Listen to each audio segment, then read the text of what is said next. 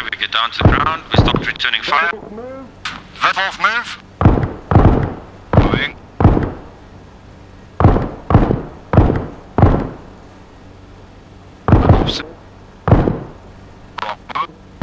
Moving.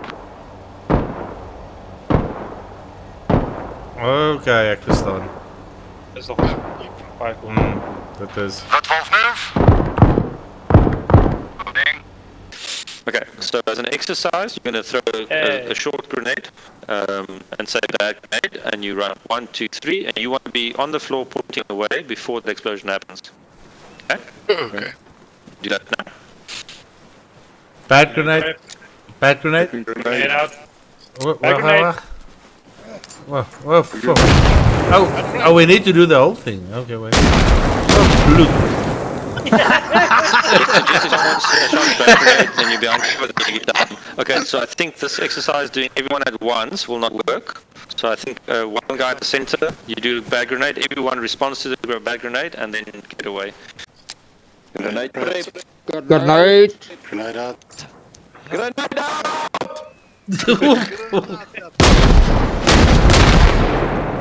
Yeah, Verdi just like grenade. Yeah. Not prep, not out. Yeah, not nothing. Not bad, just grenade. You don't know if it's out or if it's prep. If it's coming or bad. it's So going. can you do faster demonstration of a bad grenade, and then the other guys respond? O, bloed Bertie sit terug. Grenade out. Sit terug die punt. Nee, Bertie. Grenade prep.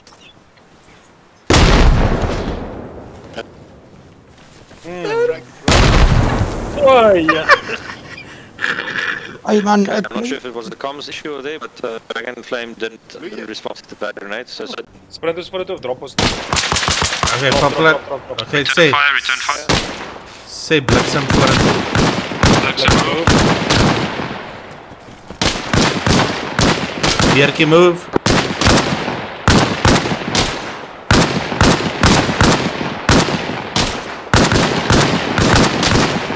Bliksem move. Reloading. Sorry. Beertjie move.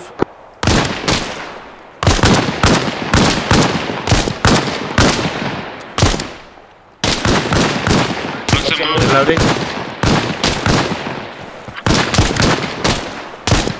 Beertjie move.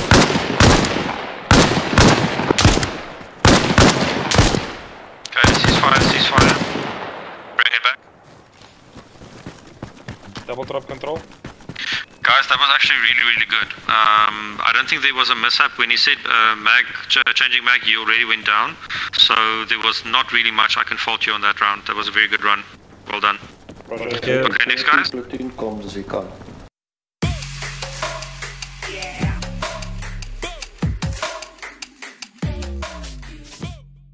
Bos.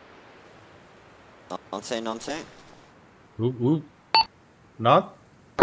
Ah, dis 'n bliksem, net bliksem, nie bos bliksem nie. Ja, net bliksem. Skapas bliksem as jy net met daar by die kant kan inval asseblief, so my res van die hand. Daar so by die airport, jy sal sien ons klop manne daar by kant. Maak so. Ek het caps lock. Ja, T. Caps lock is radio. Wow, okay.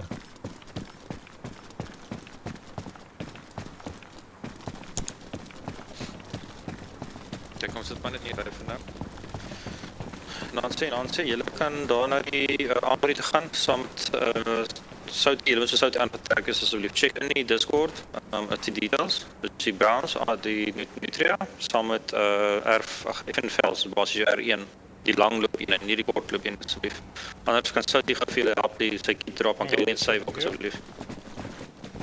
Maak zeker jullie de map, maak zeker jullie de radio. Oké. Een map en een radio, waar doen ons dit nou hierso? Arsenals, ja. Arsenal, hy het gesê die R1. Ja, langloop. Waar? Oor is hierso. Nee, ja, maar je moet ook jou Waar de hel kry ek dit? Okay, iemand kan hier optel. 3 hours later. Ai, tuin julle nee. Perfect, thank you. Thank you. Evening, Jy het nog 'n M16 op die rug. Weet ek. Ja.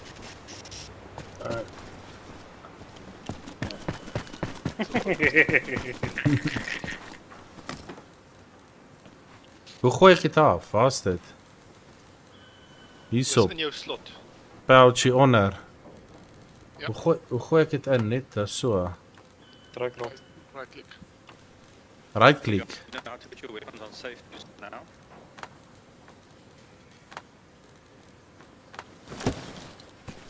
Doe de fuck zit die wapen op safety?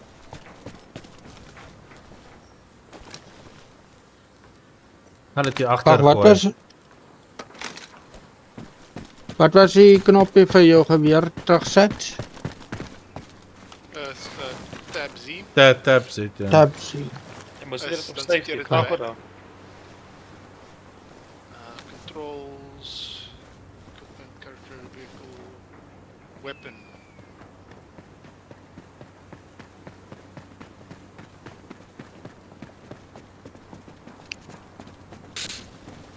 Shift V gemiddeld.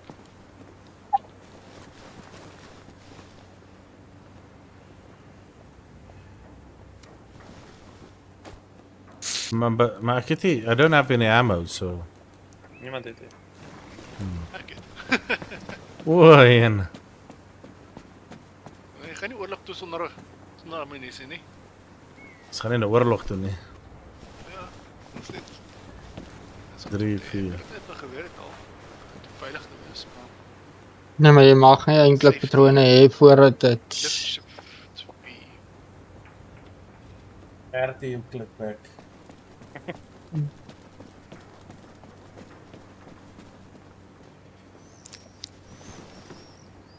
Okay.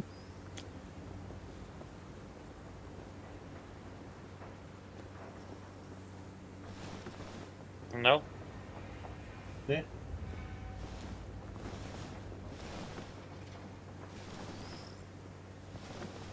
Sorry, hoe sit ons die geweer op safety? Ons sal nou nie weet nie, sal ons nou daardeur gaan, net vinnig. Dankie. Daar gaan 'n gun range aktiwiteit wees, maar vir veiligheid dat ons maar nie kwaar hier in die hol skiet nie. Dat is net hier sommer die safety uitsort. Anders as jy gou kan weet wie weet jy om jou gun te inspect, jou rifle te inspect? Ah, nee. Op wat speel jy op hierdie stadium? Op PC. PC, double tap your control. Control.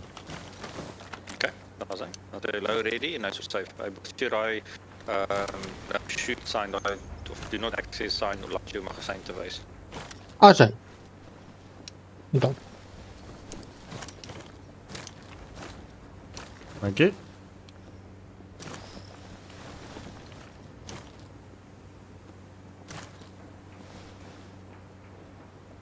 Double tap control. En hierdie wanneer ek safety en die actual weapon op safe sit is as jy nou die trigger as jy klik basies jy trigger pull dan gaan dit dadelik activate. Waar as jy op actual safety sit gaan hy nie kan skiet nie totdat jy die safety afhaal. Jy gaan nie per ongeluk aan klik en dan siet jy iemand nie. baie dankie. Ja, ons is nie baie groot op negligent discharges nie. Ons it's frowned upon, let's say that. As jy wat doen? Accidental discharges. NDs. Wow, okay. Negligent discharge, ja. It's frowned upon. Iemand- Okay. Ja, iemand het aan nou die dag ingegaan oor die range. Ja, ek het hom geskel.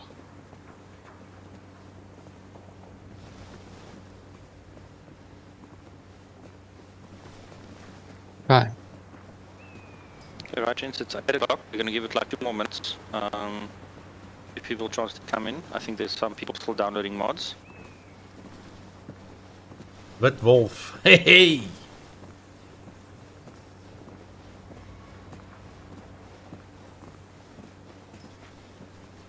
What's this?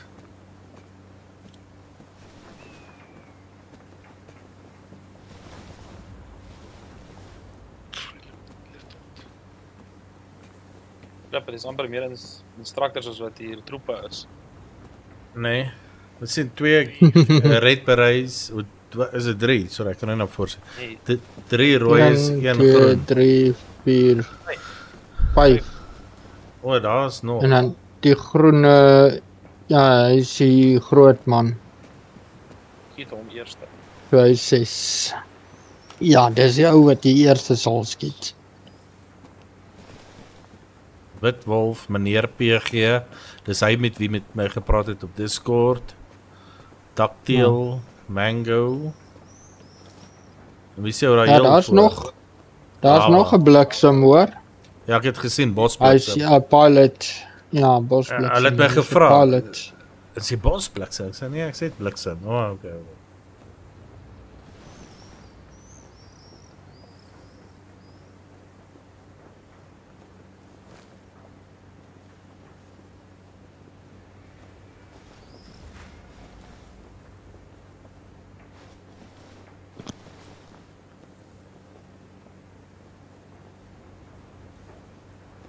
Ja, dit is nou die enigste een in die linkerry. Dit is fyn voor dan jy. Dan Cabs, dan ek. Net Bertie wat hier links sit. Voel jy net ek jou skouers tap Ja, jy nie? streel dit fantasties lekker. Okay, jy reageer hier, so ek weet nie of daar iets gebeur het. Die ding is, as jy praat, hou dit op, so. Bertie, tap af vir Soutie. Tap om Bertie. Ja, is okay. Nee, tap om. Nee, Ek weet jy druk F as jy by die ou se skouer mik dan. Nou streel sy skouers, gee my massage terwyl ons wag. Dan kan Bitwolf jou daar van die kant af bekyk.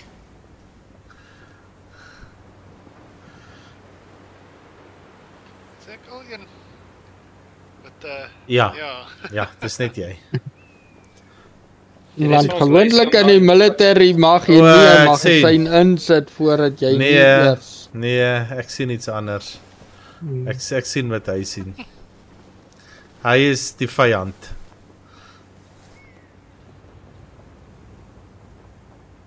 Ek dink ek mag regtig hier Ja, ek dink jy hy. so lykie. Hy wou ons sit saam beklei. Stadium nie.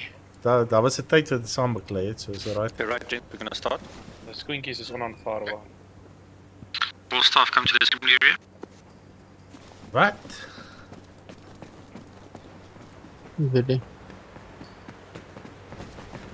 Ding is allemaal van hulle. Raak sommer nervous.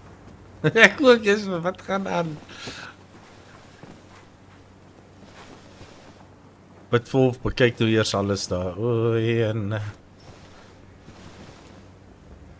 Maar 'n paar kaktroepe hierdie, want die ouens draai al in die ronde. Welcome to boot camp. This is your first step towards being a professional soldier on this Milsim server. So I'll quickly just go through what is Milsim. Milsim is basically us trying to emulate what is done in real life military to create a game experience that is immersive and more enhanced than what you would typically find.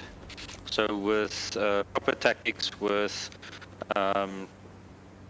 coordination, with communication and so forth. So we're trying to create an experience that is enjoyable for all.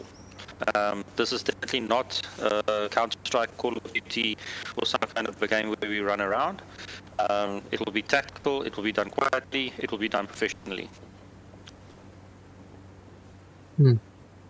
I'm going to run through some admin things. Before that, first things first, I would like you guys to sling your weapons to the front, and I would like you guys to put it on safety. So first, safety. Do all of you know how to put your rifle on safety? Jerkie moet in 'n lyn kom. Yes. Ek kan nie hoor as ek daar sit. Okay, so Wow. on PC, well, in all your cases, you would actually stick your weapon, Nee, find nee. the fire Want hulle begin nou praat. adjusting trigger or knob, and then change it to on safe. So on PC, you hold R or Control R. Control R. Vir wat sit nou? It will come up in front of you. So put your weapon in your hand, Ja. and then you look for the button that your fire selector, and you Oh. change the fire mode to safe. If you scroll the mouse wheel, you'll find safe. Then next to your clip for your magazine, you'll see a little circle with a line through it that indicates that your firing has been turned off. Oh wait, Take a moment to do that now. hold in R. Look at your weapon. Look down. Yeah. And It's then not safe. yeah. Is So it it's not being able to do that? Everyone on safe? Copy. copy. Safe. Okay, Roger. I'm not sure. Brock, please just sit there quickly. Dragonflame, are you on PC? I did put it on I- save, yes. It was 30. Soti. Yes. Soti? Your PC? Yeah, I got it, thank you. Okay, sweet. Yeah, thanks, I'm getting used to it. Okay, you can also use free look. If you have your rifle in your hand, you can use, or any object in your hand, you can use free look to look around for the different options on the rifle or the object, right? I'll open. Ja, die R1 Put is it on mooi, safe, hè? and then to get out of your view, you just hold R in again, or Control R, and it will go back to normal view. Hey, non-Maddox. Okay. Jy moet hierdie kosam Now, wil. you all know how to sling your weapon? Like put away your weapon, not just to put it in low ready or yeah. Sir, no, sir. Okay, so sling your weapon on computer again. It would be tab Z. Then you will sling your weapon. But I would want you to sling your weapon. So what you see, what happens now is when you sling your weapon, it will go on your back, like all of you have just demonstrated, right? Yeah. So look at the guys next to you. It's on your back. You want it on front. So like I've got my sling front. Yeah. So what you do is take your weapon in your hand. Yeah. Okay. Switch to a grenade. Grenade. Hoe doen we Okay, dit? all of you switch to your and then Well, you put away your feed, grenades. okay. Tab Z would be to sling. Exactly. So the way you sling your weapon, you can sling any other item. Sling any other item. Tab Z. We gaan Yeah, weg. but you sling it, You you still have a grenade. grenade in your hand, and then Soti, try again, and Dragonfly, just try again. Dragonflame, sorry. Ek verstaan nie. Okay, Okay, ja, is myne. Weer hier. Your grenade. But put Okay, your rifle in your right. hands, so you can Dis see it right. in your hands. Is ek reg? Soti. Yeah. Yes. Ek kan nie sien nie. JP, you as well. No, Sorry, no, that's Yes, your sir. wrist. Yeah, that's right. Never mind. Oh, this is gonna get Now take confusing. it in your hand. Het ek nog 'n grenade in my hand? Ja, ja. Ja. Soti, take a grenade in Ek your sal hand. jou laat weet, John. 4, I think Ons is shot besig that. met hier is 'n Milsim Could be op anything. Grenade, radio. op wat is Oh, dit sorry, dan? Arma Captain. Reforger. Sorry, apologies. It could be anything really. If you pull out a morphine or a radio, but that does work. Exactly. as well. It could be throws it by accident. True. Okay, then now sling, like put away, so tab Z, and you'll put away whatever is in your hand, and now your weapon is slung on your chest. Okay, so Right. okay, so the tactical purpose, obviously, of this is you would notice, if you've tried it next time, you can go try it. You basically, your weapon is in your hand much quicker if it's slung in the front than if it's on your back. So there's a tactical purpose for this as well. Okay? So apart from it, looks Okay. fucking cool. Okay. Cool. Okay, just back to the Milsim experience. If you guys are coming here to have like what you see on movies where everyone's shouting at you and cocking you out and calling you like you're worthless and worm shit, I don't know what else, you've come to the wrong place. We're not going to do that. We pride ourselves in being professional and doing things in an orderly fashion. So keeping discipline is important. So let's get to the admin points. This class will be conducted in English, but I can easily translate for you in anything in Afrikaans if you do need so. If you want me to. And we will take our time to go through the things until you have a chance to understand it, right? So any questions, if you do have questions, you can stand up to be recognized. Otherwise, I assume if you're sitting down, then you don't have any questions. And if you're going to shout out randomly, then we're going to have some words. For what else? So the teaching method that we apply at all our trainings is called the EDIP method. It's basically we explain something, then we demonstrate it to you, then we Hakkelok so by julle. ask you to Ja. mimic, basically you do an iteration of it, and then you practice it. So you repeat until you understand what is required. Okay, so we will always, it's basically monkey see, monkey do, so we will always try and explain to you clearly what we're trying to achieve. Then we'll do a short demonstration ourselves of what we're trying to achieve, and then we'll ask you to imitate and repeat. So part of the admin for all boot camps, of all training courses, all Milsims going forward is basically, and for those of you who have attended before, you will see that the guys always line up behind cones in a certain area. So this is basically your mustering protocol. So when we muster, when we get together, or we line up, or we assemble, we do it in this fashion. Basically, you'll sling your weapons in the front, you'll put it on safety, you'll sling your weapons in front, and you'll line up behind your squad that you've been assigned to at your cone, or you wait for your squad lead to give you some kind of instruction if that's not what you're going to do. Is that clear? Roger. Yes, sir. Copy. Okay. So it's basically, it's on your knee. We're not sitting, we're not dancing, we're not laying down, we're not doing push-ups. It's sitting on your knees like this, facing forward, and we basically keep quiet until we get some instructions of what to do. So there's no random chat or something like that. I mean, we're not kids, we can chat a little bit, but it gets pretty rowdy, and then it's like discipline is gone, and it's not a fun environment. We keep the comments to the minimum, keep it to necessary things only.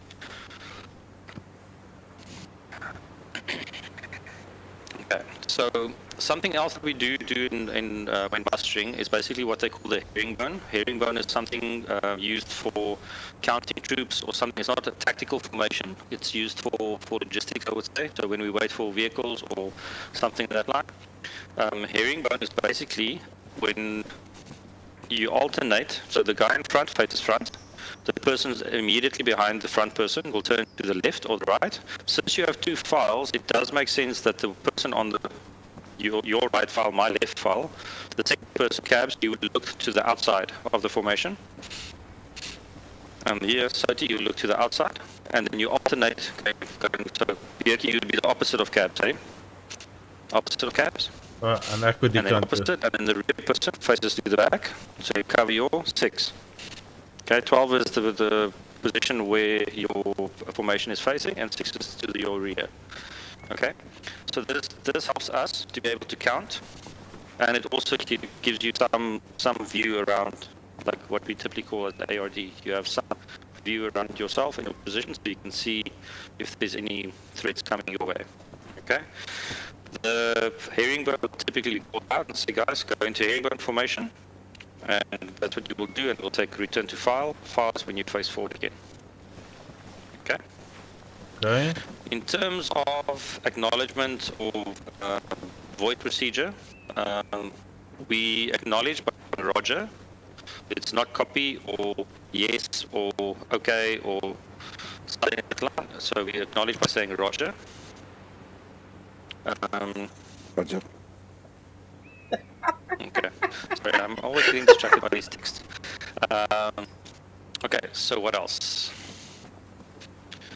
From here, quickly to out, we're going to cover basic weapon handling, grenade handling, radio operations, and voice procedure. So how to hail someone on the radio.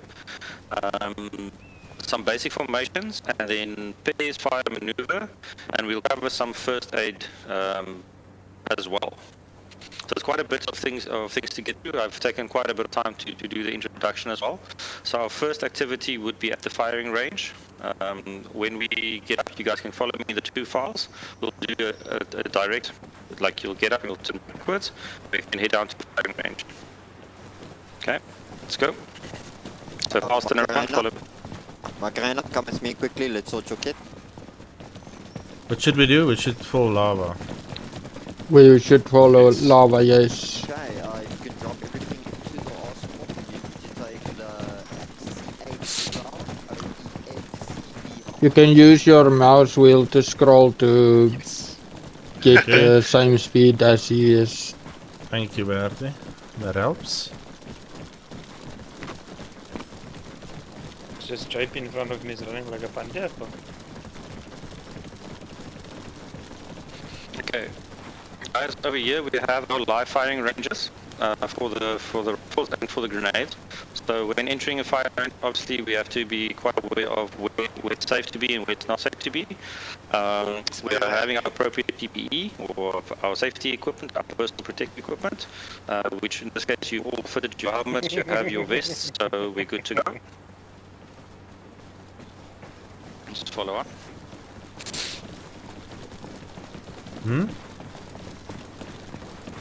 You can move past and take a firing position.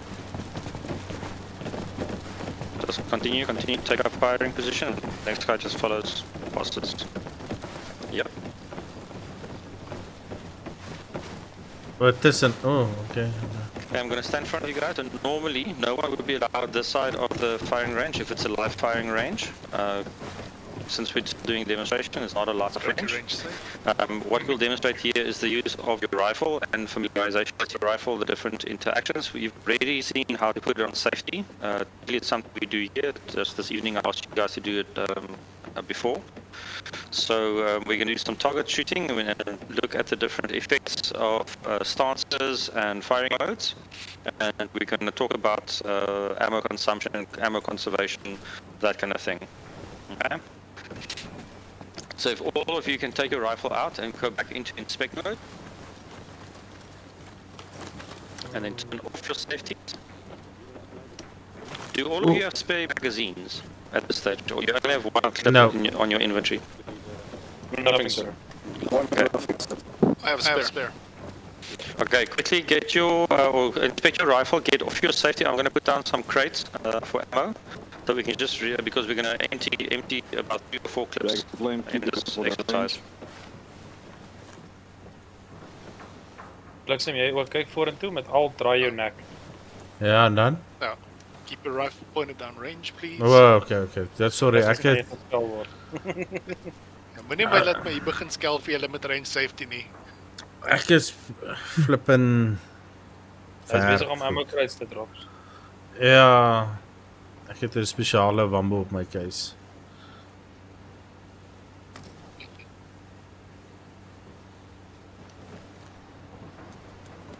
Cabs is bietjie verlore in lewe.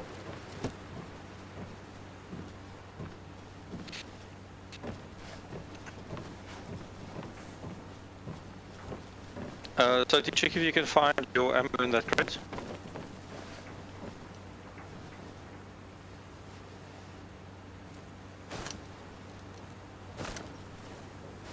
JP, see if you can find your ammo in that crate. Behind you. Confusing. Yeah. I think it's the M80 something. Find a slot and pull it. It should be page 2. Page 2, the M80 7.62 20 round for FNL FL mag. See if that works on your Karina, take one and do a reload. Okay, maar ek het toch hier nog gedraaid. The beginning by Saudi. Hulle roep almal een Did vir you een. find the clip? Sit vra die sal kry. And it works. Is it 20 round? Over here, Saudi. Yeah. Other spot. Just explain to everyone where did you find it, so they can all quickly grab 4 magazines. Okay, just go to your weapon yeah, and press I to inspect it, and then click on the magazine part, and it automatically shows you the ammunition you need for your rifle. Okay, did you guys hear that part? So in the arsenal, Yeah. when you've opened the arsenal, Ja. inspect your weapon in the weapon slot where it is, and then go over to the magazine, and it will tell you exactly what kind of, if you select it, at the bottom a magazine should pop up, and you can transfer from there by selecting or equipping. I right clicked. Now my weapon is gone. But I think it's the 87.62. Dragon Flame, are you good for ammo? Wow.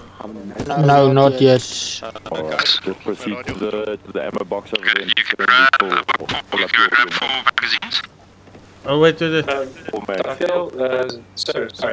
I accidentally right-clicked and my weapon is gone. Grab another one. I will take it to the arsenal. Just follow me. Thank you. Wat is I also want to come with, please. Wat verkoop julle? Hy ongeluk sy kan gedrop of iets. Yeah, we Ons sê vir julle weapons kry, that's fine. Yeah. Roger. Roger.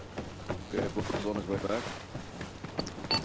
Maar jullie niet, you open the arsenal and then you select the gun, what I said. It's the spell, the long one. Also.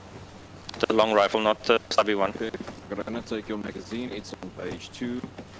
Second bottom row, second to the left. M80 20 round FAL magazine. Wait. When you're ready, get back into your fire position. We'll quickly go through the demonstration Page and 3, bolts. Chris. Page 3 op die heel boonstene.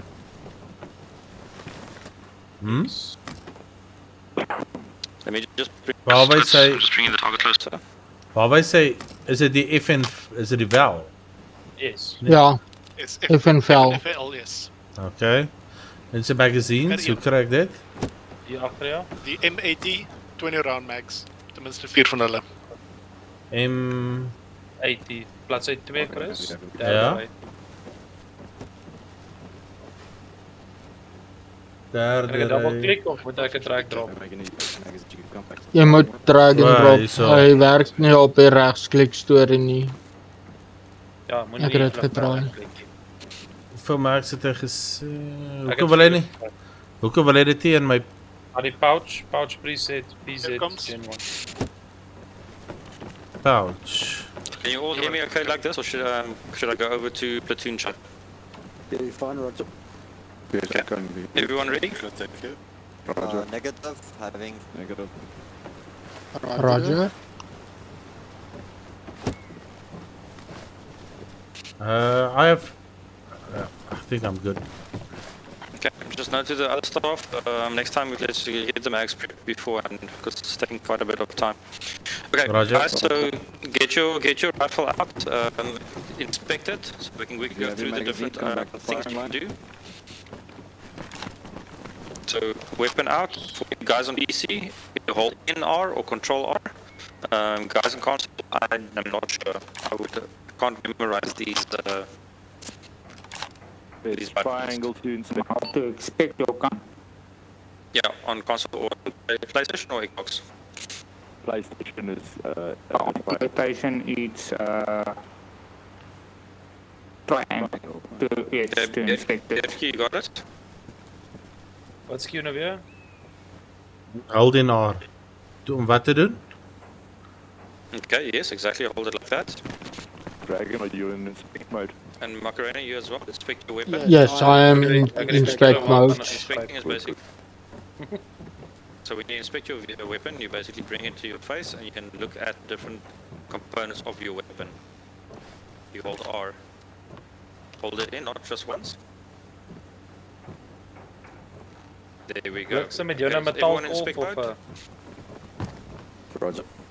Okay, so what you will do if we start from the tip of the rifle, so you notice now you're on free look, right? So you can look around the weapon and you can find the different aspects.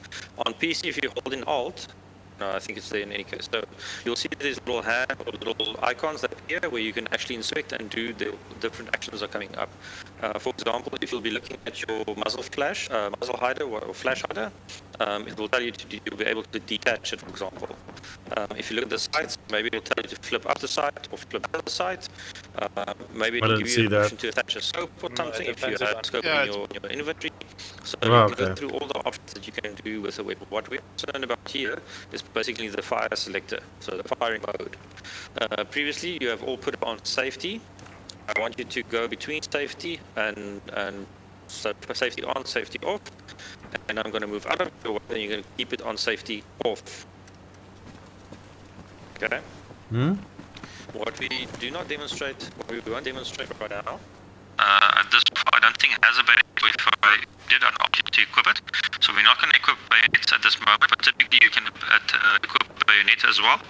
And normally a bayonet you would use in close quarters only. It's not something that you're going to have on your rifle equipped and run around with. There's a very good reason for that, which we will just cover now. But that's typically something when you are as close as these targets are in front of you, that would be a very good time for you to equip a bayonet.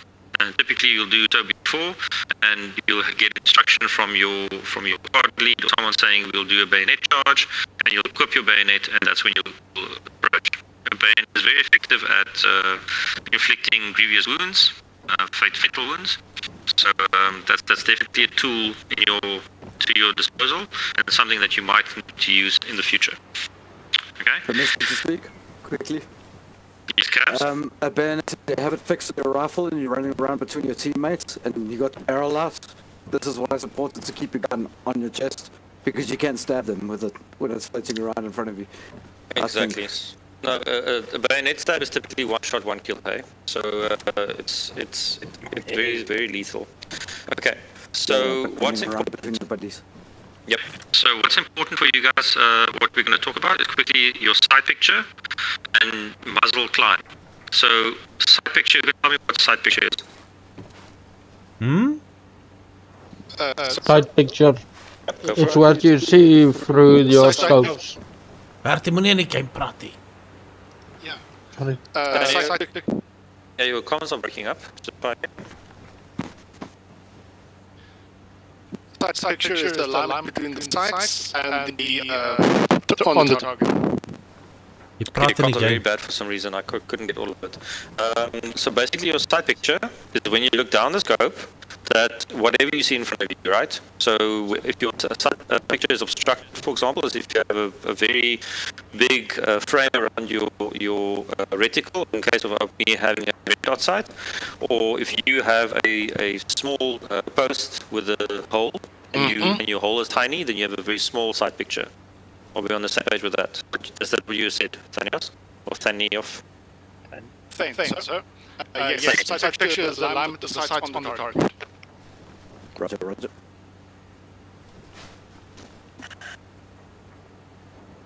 Okay. That's basically what you see when you aim down your sight. That's basically what you see in front of you. Yes, Okay, it's not the alignment of your sights. The alignment of your sights is something else. The game does a nice thing for us to align the sights for you. Basically, a good sight picture is where the target is clear and you can easily fire the target and so forth. If you look at a pistol, for example, where the post and the aligning lines at the back of the now my English is gone. If you see any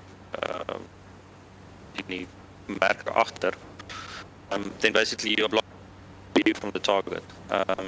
So we're concerned about side picture, and we're concerned about muzzle climb, not recoil specifically. Does anyone know the difference between muzzle climb and recoil?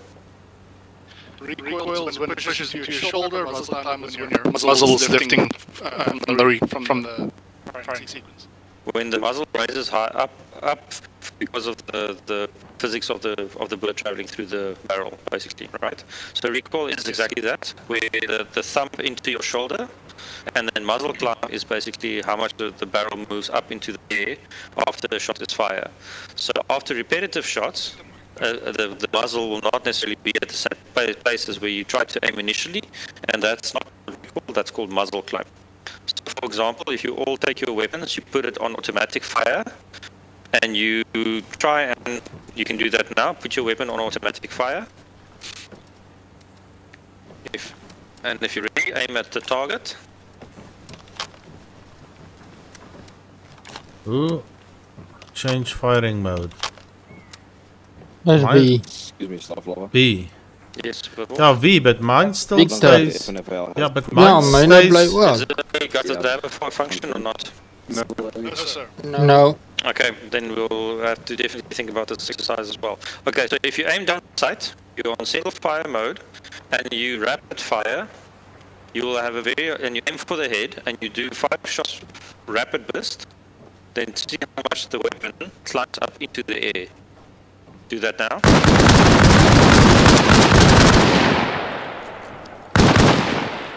Perfect.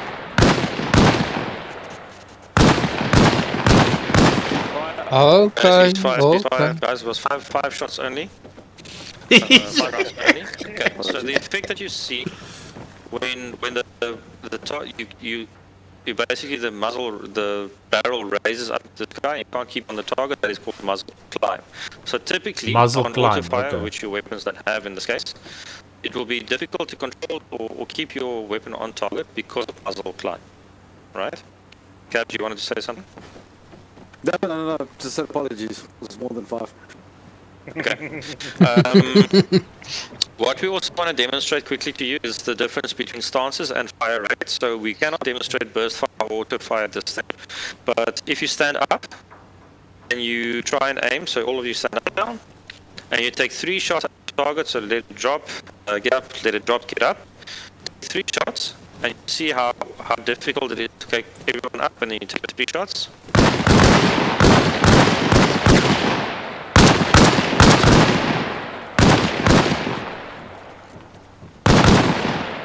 You said 3 shots, man. Yeah, bro. No, I already did my 3 shots. So if you see, basically, now you go into a prone, crouch position, sorry, not prone, crouch. Repeat the same with 3 shots.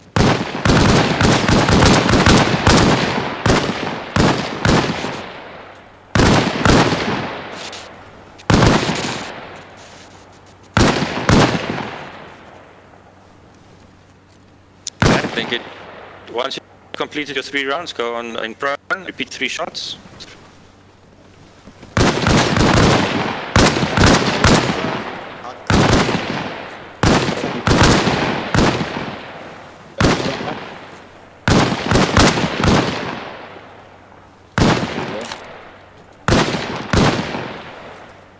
Once you completed your rounds, cease fire. Once you completed your rounds. Dan wat? Ceasefire. As ek klaar 3 keer geskiet het, stop. Everyone done? Roger that? Yes, Roger. Okay. Any noticeable difference to that? What did you guys see? Less muscle power. More, The rifle's more controllable. more accurate when you lie down. Okay, so you can get your second shot onto target much quicker than you could get your first shot. Although you wait for your target to pop up, right? So it's not that evident. But prone is basically more stable, and crouch is more stable than standing up. There's less weapon sway. The side picture, you can keep your sound target much easier. Okay, let's do this. Let's increase the distance. Reload your weapons now. You should almost have an empty magazine. We're going to adjust these targets to like 100 meters.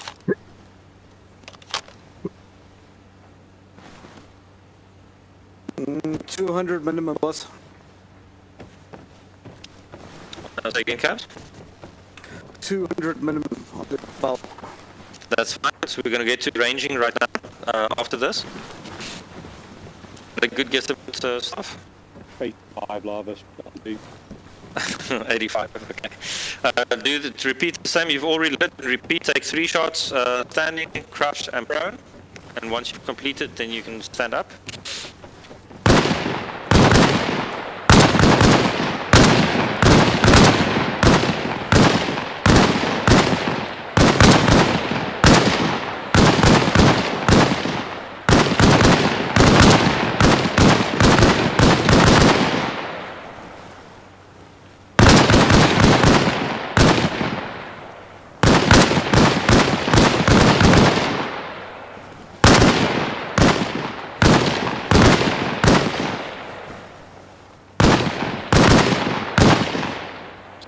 Question from Cabs about the battle side. Yep, we should cover that now next. Right. Before we do the next. What an amazing noise! I put my headphones in, earplugs in. Oh no, this is a noise. This is what rain is. Not that we know. Okay, right, guys. Okay, so Cabs, you mentioned something about sights and the distance that's the minimum on the rifle. So typically we have to, before going into battle or before trying to shoot any round and making sure it can be on target, we need to sight up our rifles. Everyone knows what it means to sight your rifle? Yes. Roger. Roger. Okay. Roger. So there's something that we then call the battle sights. What would are you all familiar with that term? Or your battle range, rather? Roger. That's basically the range that we would set up a rifle to, that it would be the most convenient or effective in a battle. 200 So meters. typically on our weapons, it could be anywhere between 200 and 300. It could be a preference thing, but it would be somewhere between that range of 200 and 300. Does anyone know why that would be a preferred range? Sir? Yes, go. Thane? Because of the parabolic curve the round makes when it leaves the barrel towards the target, 350 meters, if you aim for the chest, it will hit either on the chest, head, or at the distance specified, head, chest again. Okay, the comms are still very bad. I'm assuming what you're saying is that if we sight it to a certain distance, between 200 and 300, or let's say we have it on 200 as an example, and the enemy has a 300, and we aim for the head, we know we should be aiming for the head, we'll most likely still hit him center mass. And if he's a 200, we'll basically shoot where we're aiming. And if it's 100, we aim low, and then we hit high. I'm guessing that's what you were saying, right? No stuff. Yes, sir. Yes, sir. Okay. Roger. Perfect. So basically, that's perfectly correct. I have to say yes, that is fine. We don't. It's not normal or typical that you can in real life take your rifle and then just adjust sights up and down. Wouldn't be. It's more convenient for you to just adjust where you're shooting by aiming either slightly high or slightly low. So in this case, Caps, you're perfectly correct for pointing that out, and we should have done that before trying to shoot something at distance. So what are your battle sights or what are your sights range at currently? And do you know how to adjust it? 200. No, you can see what yours is actually range at, so what is it? 200. You all know where to see it, how to adjust it? 300. Oh, ek sien hom nou. Not to adjust, no sir. Okay, PC would be You can page just up, page page up down. and page down. Control, anyone can assist with that one? James, don't inspect your weapon when you want to change your range. What? So, Di Macarena, don't inspect your weapon. Just D-pad up and down in when you're in the sight picture. Net page up or page down, Macarena. Macarena. So when you're in your sight picture, it's D-pad up, D-pad down. Okay, console or PlayStation in this case, when you're aiming down sight, D-pad up, D-pad down, it'll change your range. You should see it bottom right, I believe, where you see your magazine. There's a distance indicated in meters, and it will go up or down. And you'll also see physically the post or the view hold, keeping hold that will move. Okay, is everyone on? Can everyone adjust to 200 meters? Is that possible? Cabs, what can you adjust the lowest? 200. 200 lowest, boss. Okay, everyone on 200? 200. Roger. I'm gonna adjust your target. I'm gonna adjust your target to 200 meters.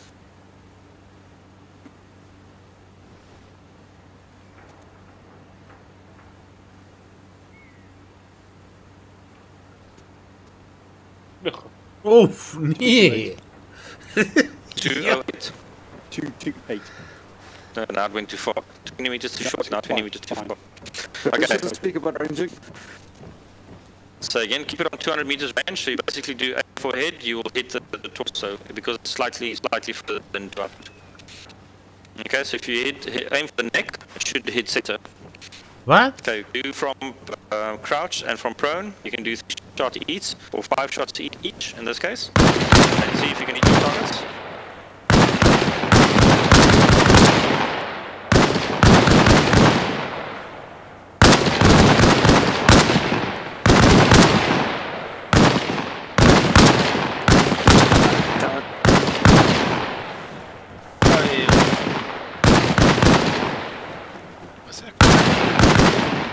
Men det är så 300 så hade jag staget. Yep. Salon 300.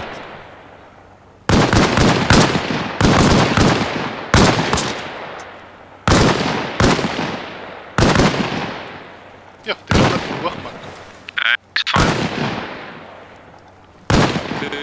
Could any of you hit your targets? Yes, I could. I had to aim high, sir. Yeah, I need 4. If I aimed approximately at the head, at the top of the head, I hit it. Okay, can you just aim for the edge? So dragon, aim for the edge, just dragon shoot. What's your target? The second one or third one? I need some ammo. Get ammo, it's fine. Dragon, can you take a shot? Which just call your target? Fire again. Okay, one more time. Are you aiming for the head? Yeah, that's That it. was center mass. Okay, JP, you go. I Take may next be target to the left. a bit high. Okay, just up. Where are you aiming? And what's your range? My range is 200 and I'm aiming for the head. Just slightly up. Yeah, you're hitting at the toes. It's somehow, I'm not sure if it's now advantage or what's happening here. Boots. Target up. I can't. I'm aiming almost a head higher.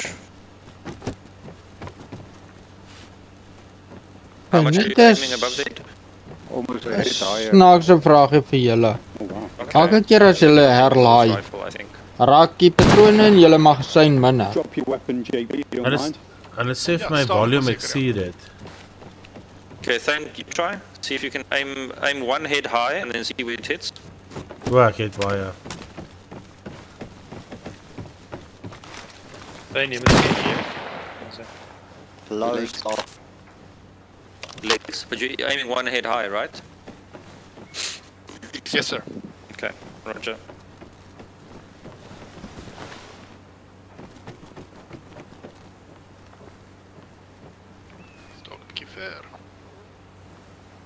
Off, maybe the sight range is wrong and it's 100 instead of 200. Dit kan ook wees. It's op 300. Like 100 meters into the, Of 400 like eintlik. but it's not that curve that you should be hitting something in front. So it's dropping on the first taxi so light, this is, basically. This is front sight post right at the top of the target.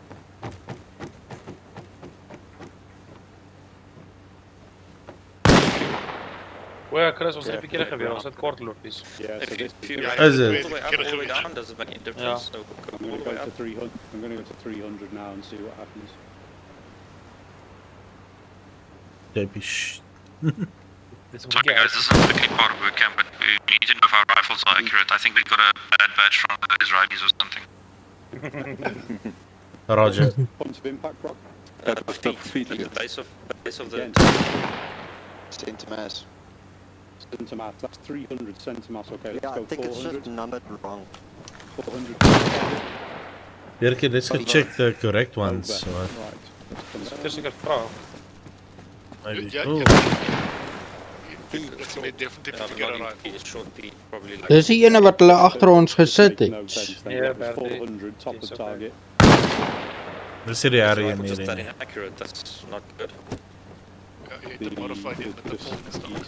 The site doesn't seem to have any relation to work. Staff Mag, I'm going to conclude this here, if you don't mind. Okay, guys, Yeah. sorry, this is not typically what we do in boot camp. It's very weird that your rifles aren't hitting targets, and it's good to know that we don't use this in game then or something. So we'll do some weapons testing before issuing you with rifles. Don't try and kill the enemy. Okay, so points to note is basically that you should be able to inspect your weapon, put on various attachments and so forth by means of inspecting the weapon, put it on safe. So remember the mustering protocol, whenever you're in a non-tactical environment, basically we're assembling or in base or wherever, and you're walking around with your rifle on front and that it's on safe. Before you go and try and shoot something, make sure that your range is correct and that your rifle works. So this is a very good demonstration of how you should ensure that your rifle can actually hit the target that you intend. So we all believe that if you range it, if you point and shoot, it will hit the target. In this case, it's clearly not the case. Then also understanding the difference in positions, like prone, standing up and crouching, what the benefits are, or why would you be using those, and the effect it has on your sight picture, or the stability of your sight picture if you want, how easily you can keep your weapon on target. Okay, we can move on. We can go to the grenade range from here. Okay, so the guns doesn't Put your matter. weapon on safe before you leave here. Put your weapon on safe, sling it, and then I get you at the exit. Wag, sy is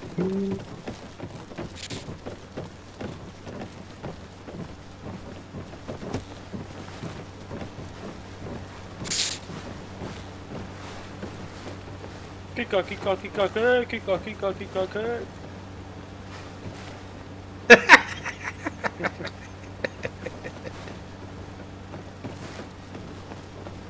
guys, double time Stoti, come in. Stouty, wat? Oh. I've got the SAP 200. I'm gonna shoot yellow pillar, target in front of yellow pillar, center mass. Okay, the rest of the staff over here, Mango and Manier can put out the rifles, please. The guys just line up, come huddle up, closer. Yeah. So, when I zoom in here, I can see the target from the previous one. Brock, come over here. Roger, on my way, just bringing striker. Real quick. Roger. Sien Macarena het ook nie verkeerde geweer, Chris. And I do. Macarena. O, ek sien. So just try to stow grenade. Hy sê reeds nie daai geweer. Bertie ook. It's the same the way you use Dit was 'n geweer wat daar gelê het. There we go. Okay guys, this is our grenade range, where we do live grenade fire. We will go up in pairs. There are 6, 1, 2, 3, 4, 5. There are 5 positions, so we can go 5 at a time. How many are we? I didn't do a head count. We've started. I think we're about 9. 3, 4, 5, 6, 7, 8. Okay, that's easy. So we'll go 4 at a time. So 4 of you can go to the front. I'll put down some. The rest of you stay behind these sandbags in case there's a misfire of some sort. 4 you can move into positions. I'll put a grenade crate next to each of you. You can take out 3 grenades. 3 grenades, okay. Ek het 3 op my, maar ek sal nog 3 kry. Moet ons terug gaan of weer gaan? Nee, ek het gesê gaan langs ons gemeer so. Wow. Waar is die kruid by my? Sien hom. Okay, it's super slow. A grenade box for each of you. En... ek het 3. Take your grenade out. It's 6. Okay, so what we'll demonstrate is the use of grenades. Obviously, with throwing it, we're going to put it in our hand, we're going to take out the pin, and then we're going to re-pin it. But if you've decided to throw a grenade, and for some or other reason, you will not have to throw the grenade, you'll have to re-pin it. We're also going to discuss quickly the use cases for grenades. When do we use it? When do we don't use it? And what the effects of grenades are typically. Any of you guys have an idea of when we should not use grenades? When there's civilians around, sir. Okay, so if you have targets that are or if you can have injuries to targets that you're not intending, so civilians would be one of them. Typically, what you'll see in the movies or in Call of Duty or whatever games we're playing is that you'll chuck grenades into buildings and houses and so forth. And typically, you'll find, or in real life rather, that will be the case, unless you're 100% sure that whatever you want to do inside, or if you want to kill everything inside, then you do that. But in most of the cases, you won't know if there are civilians inside or who else could be injured in the process. The other thing about grenades, when throwing them in buildings, it's very likely the shrapnel is going to bounce off the walls and they might bounce back to you. So it's unpredictable what will happen if you actually use it indoors. Some other cases where you don't want to be using a grenade is throwing it uphill. So you probably want to be in a higher position than higher, and you'll be throwing it down, or something like that. You're not going to throw an uphill grenade. Anyone has a guess to why? Because it will roll down. It's gonna come back. Uphill grenade becomes a downhill grenade very quickly. So we're not using it in that sense. It's not typical, so it's atypical to be used in CQB. It is used in trench clearing and so forth, but not in a CQB environment. So like I said, in buildings or we would not be using grenades specifically. In trenches, you would not find civilians in trenches typically, so it's probably a good guess that if you're going to kill something, it will be the enemy. Okay, so back to the exercise. Do you all know how to equip the grenade? So you equip the grenade by using your shortcut key at the bottom of your screen, which in PC is 4. I'm not sure if you have to find it on a wheel on a console. All have grenades in their hands now. Yes. So what I want you to do is basically put it in your hand, unpin it, don't throw it, and then repin. So repin is for me the same as my reload button, which is R in this case. That's how you repin it. And the mechanics should probably work the same. So you aim, repin. Okay. Okay. Nice to So know. before throwing or before even removing out the grenade from your pocket or your vest or Ja, wherever, nooit het geweet and unpinning it, you would indicate to your squad that you are going to use a grenade, so that everyone is aware that there's a danger approaching, if you want. So the situation is becoming dangerous. So you would say out loud, prepping nade or grenade. Sorry, not nade. Prepping grenade or frag. That would be appropriate. And then you will say frag out, and then you would indicate that it's a good frag, or you would say if it's in case of a short or advanced for wall unintended, you'll say bad grenade, and you would escape the area. Okay? So verbal indication that you're busy using a grenade. So I'll unpin it, say grenade prepped, grenade out, good grenade, and I'll take cover. Because shrapnel can still travel back and hit me in the face. So the game mechanic doesn't do that to us. In this case, there's a very small, it's a very far range that I can throw in a very small effect area. But typically a grenade will have a bigger lethal radius. Okay? So now you can throw 3 grenades onto your targets. So you have dummies in front. You can see how far you can throw it. So you can do some practice rounds in terms of that. I want verbal. Grenade prepped. Grenade out.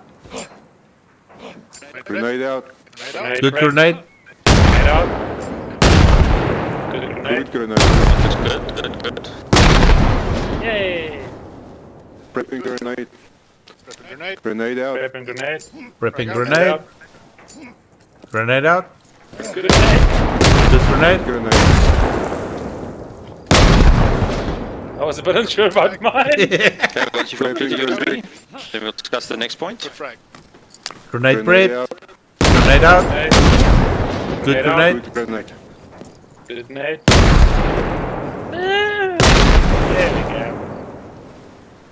Okay, normally you do it behind cover, and you'd probably not do it in a standing position. So you'd come from cover, throw a grenade out, and get into cover immediately, get down. So in the case of a bag grenade, what you would do is you say bag grenade, you turn around, and you do 1, 2, 3, 4, and you get to the ground, facing away directly with your feet pointing towards the grenade. Any idea why we do that? So the shrapnel doesn't go into your head. Okay, it's better to get a shrapnel in the foot than in the head, yes. Why do we come to 4? No way. Because the fuse time is 5 seconds. Okay. So you want to get down before that thing blows, otherwise it's still going to get you in the back or in the poop hole or somewhere. So you're gonna, as soon as you realize the grenade didn't go where it went, you already lost a second. So there's 1, 2, 3, 4. This is about the maximum you would get from it before it explodes. And the same reaction should happen. So wherever, that's why if you don't tell anyone that you're throwing a grenade, then they have no idea where it's coming from in the first place. So if you all of a sudden shout bad grenade, they might run towards it or have no clue where it's coming from. So they can't just assume it's at your feet. Therefore, it's good that everyone is aware and viewing what you're doing with that grenade. Okay, so as an exercise, you're going to throw a short grenade and say bad grenade, and you run 1, 2, 3, and you want to be on the floor pointing away before the explosion happens. Okay? Do that now.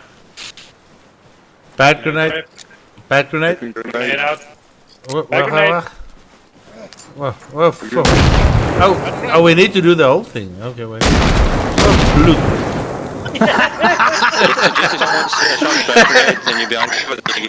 Okay, so I think this exercise doing everyone at once will not work. So I think one guy at the center, you do bag grenade, everyone responds to the bag grenade, and then get away.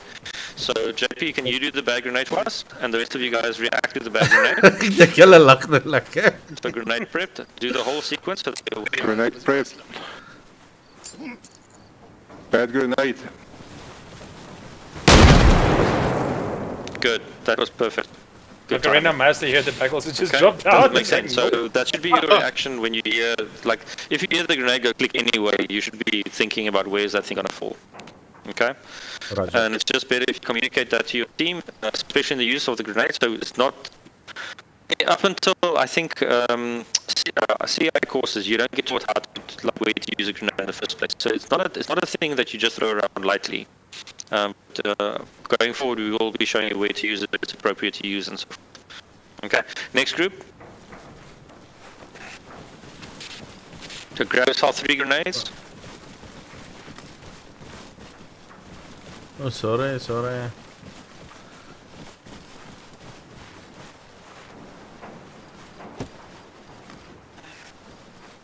Tabs are here. Yeah, boys, I've got a hot story. I've got some oil. Okay, cheers, Wolf. Okay, same approach. So put the grenade into your hand. You know how to select it with your shotgun. Hey. Wat staan You hier? will aim it as if you have to throw it. And then you press your reload button to repin it. Okay, repeat that until you're comfortable with it. So if you oops, bad night.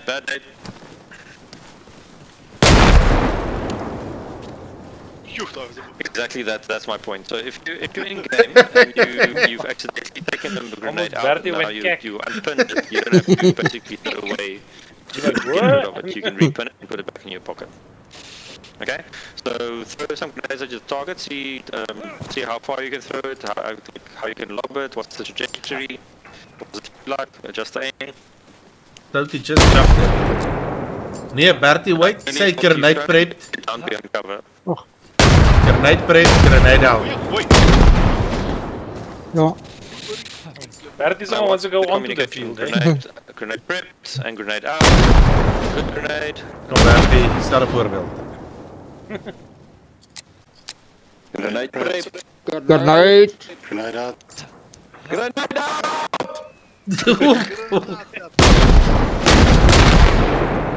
Yeah, Bertie just like grenade. Yeah. Not prep, not out, Yeah, nothing. Not bad, just grenade. You don't know if it's out or if it's prepped. If it's coming with Okay, so can you do faster demonstration of a bad grenade and then the other guys respond? O, bloed Bertie, sit terug. Grenade Sit out. terug die punt. Nee, Bertie. Prepped.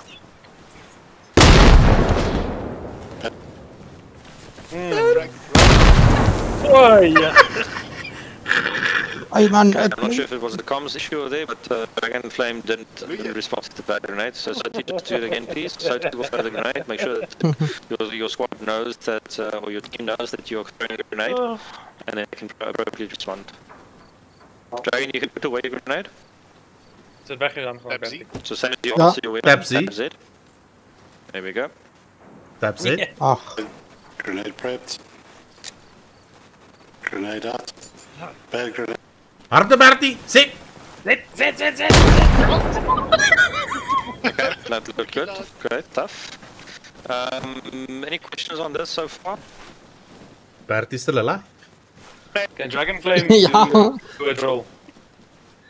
So Can I ask Dragonflame to do a drill just to see the if he understands it completely? Sorry, Bertie. we can ask Dragonflame. Dragon, are you comfortable with what we've done here, or do you want to repeat? What was the question?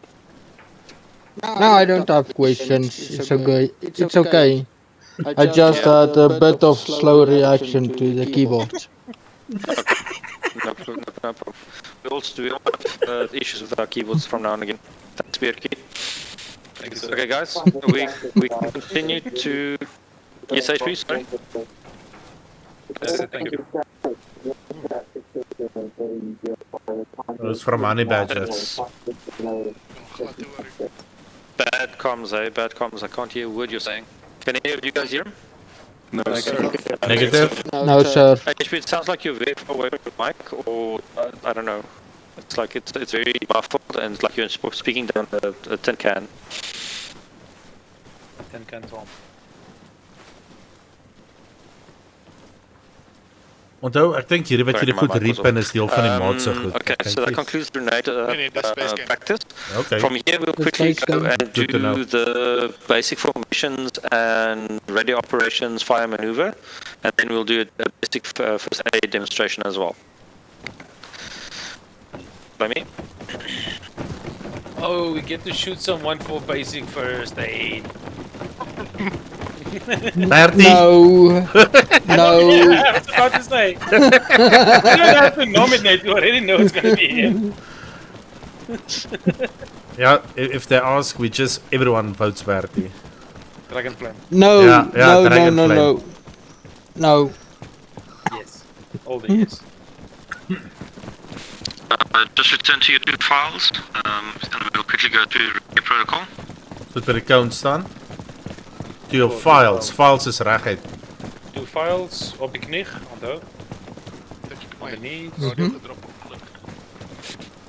Moet jy links en regs kyk of nie? Nee, that's speech formation.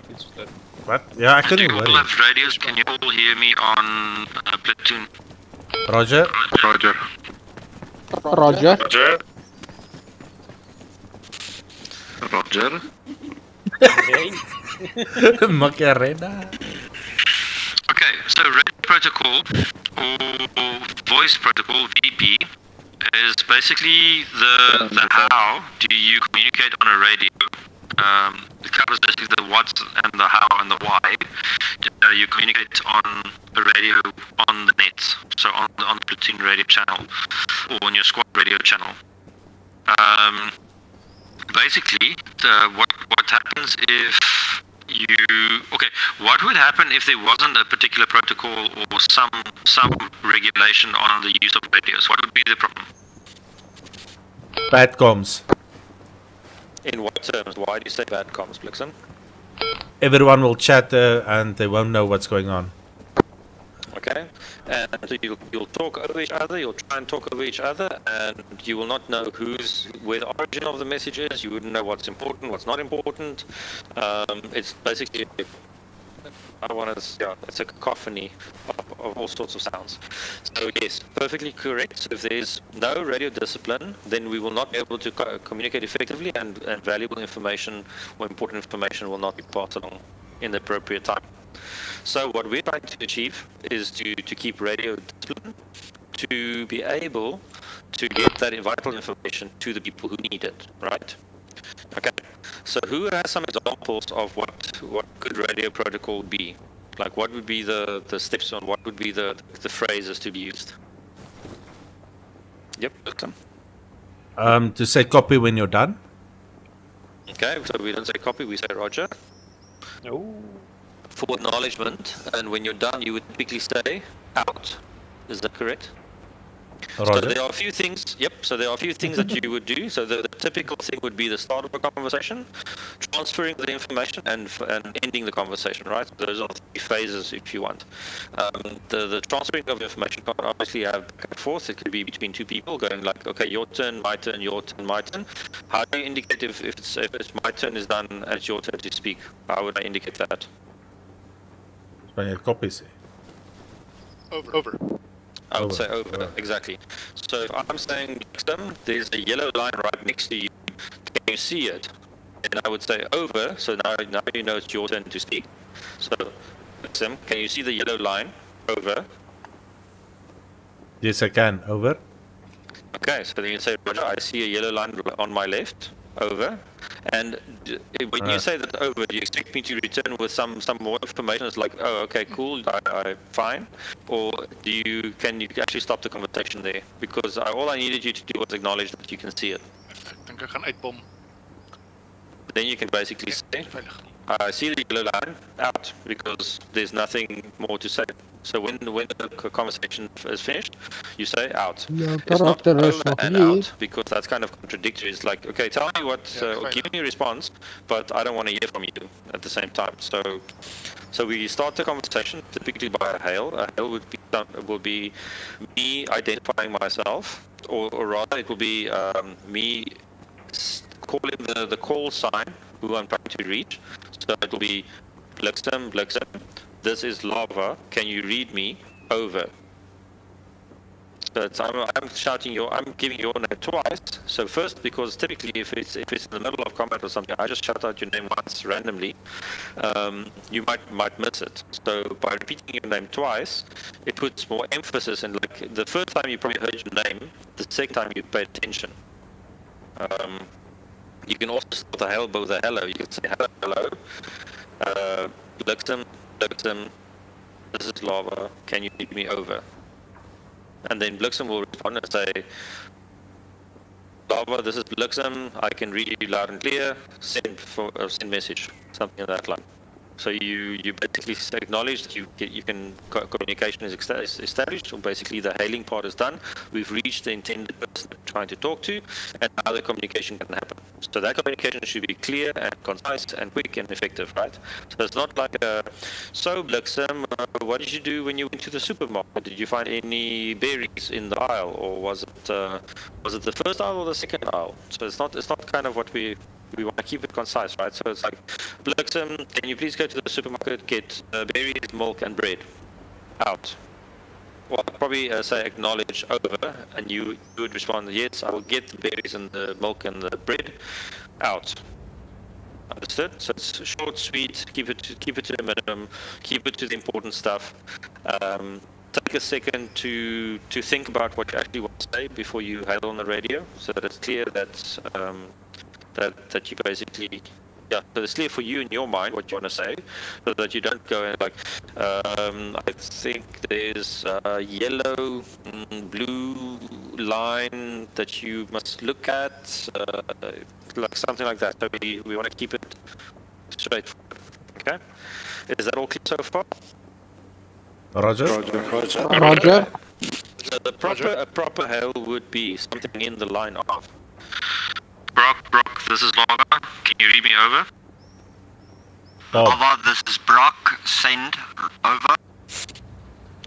Brock, your shoes have fallen off the truck. Will you please go collect it? Out. Okay, so we finished the conversation. He's got the information. I don't necessarily need an acknowledgement on that. Because what would an acknowledgement add to value or so? So yeah. So the next thing quickly to cover, do you all know how to equip your radio or use your radio, change the channels and so forth? Negative. Roger. Roger. Negative. So for radio, you can put it in your hand and inspect to change the channel, but that's not typically the way we will do it. So put your radio in your hand, use the inspect button, you should be able to look around and it tells you to tune the frequency. Okay, we're not going to do any of that, because the funny part is you can only do one channel at a time. How many channels does your radio have? Two. So we would use the in-game shortcut menu to change that. So you can put away your radio, bring up the radial menu for the radio channel adjustment. You'll see the bottom one is your platoon, which is on 48. But Tia. So Tia, are you doing that now? Tia. With your radio in your hand? Okay. Does everyone know how to bring up the radio menu to change the channel? Say for Liberty. Roger. Okay. Anyone who doesn't know can stand up? Okay, so just stand up quickly so we can sort you out. Sane? Sane. You're shaking your head, so I thought you didn't know how. Okay, then let's proceed. So then you know how to change your radio channel, right? Okay, so with the shortcut menu or shortcut button, brings up your radio menu. On PC it's the G. You can see that you have two channels. So you press G once. You have two channels. The top one is typically your squad. So channel 1 is your squad channel. That would be automatically adjusted when you spawn into a squad normally. If you adjust, like we change groups, then it might still be in a default channel that you were before. So then you have to manually adjust to your squad channel. And then the bottom one would be your platoon channel, which is normally 48 for Blue 4, for the US forces, and the squad channel will obviously change depending on the channel or the squad that you spawn into. Well, something I thought of now. Okay, so something that is standard protocol when you'll be heading out on a mission or whatever with your squad is that you do a radio check, so a sound off. So a sound off would sound something like this. I would be on, for example, the squad lead, and I would say squad sound off. So squad sound off. Or squad radio check. So either way we do that, then you would go in turn to say, okay, this is lava radio check. And I would then either say I didn't hear you, or repeat, or something like that line, or I'll say give you an indication of how clear the comms was by saying Lima Charlie, loud and clear, or give it out of a rating out of 5. So 1 out of 5, 2 out of 5, 5 out of 5. 5 out of 5 is full strength, loud and clear. I can hear everything you're saying, no static, no nothing. 1 out of 5 is I can barely hear what you're saying. Basically, what Honey Badge sounded like before, and what Thane is sounding like currently. Okay, so squad sound off, you go in turn, Bierke looks on the right file, and then the left file. You can just say your name, and that's it. Okay, so squad sound off. Bierke, you first. Bierke, sound off. Bliksem sound off. Oh, man. Macarena, Monster sound off. JP sound off. We couldn't hear anything. I don't think so. So you sound off. No, like. Okay, come on. Daar die kom. Continue, JP. JP sound off. How's that? Dragonflame sound off.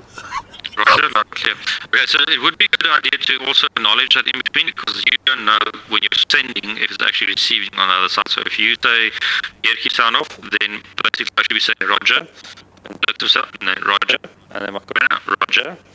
So then it's an acknowledgement. You can hear me, I can hear you. Okay, because you'll hear the Roger. If you don't hear the Roger back, then basically your comms that go through.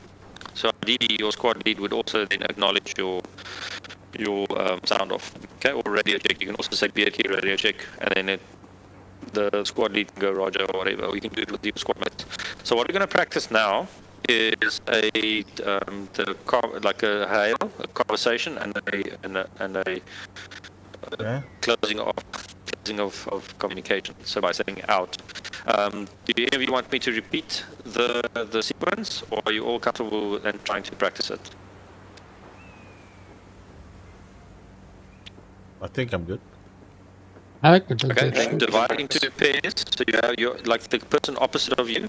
Let's just spread it up because it's very loud, the talking. And change into a squad channel for each of you. So if you want 32, 33, 34, if you want 35, just come over here. So just come down straight to my side. The first 2 of you stay there. Then the next 2 pairs, like move 10 meters apart. And then the next 2 10 meters, and the next 2 10 meters over here. So the last 2 wow, okay. Het Soutie wil met jou. Kijk, hier komt Soutie. Ja, hier kom. Ja, dat is alleen. I shame. You were on 36. Was this on 32, Bliksem? Or 35. Soos op 32. Were they not equal pairs? Okay, ek's op 32. Yeah, but they were not. Iemand die koppelen ze. Continue. Ja, radio aan. Just frequency. Okay, Thane, how did you come to going? Are you guys on the same squad? Okay. Thane, wat kan al gaan ons vat? Ja, Anna. Hulle is ook op tyd.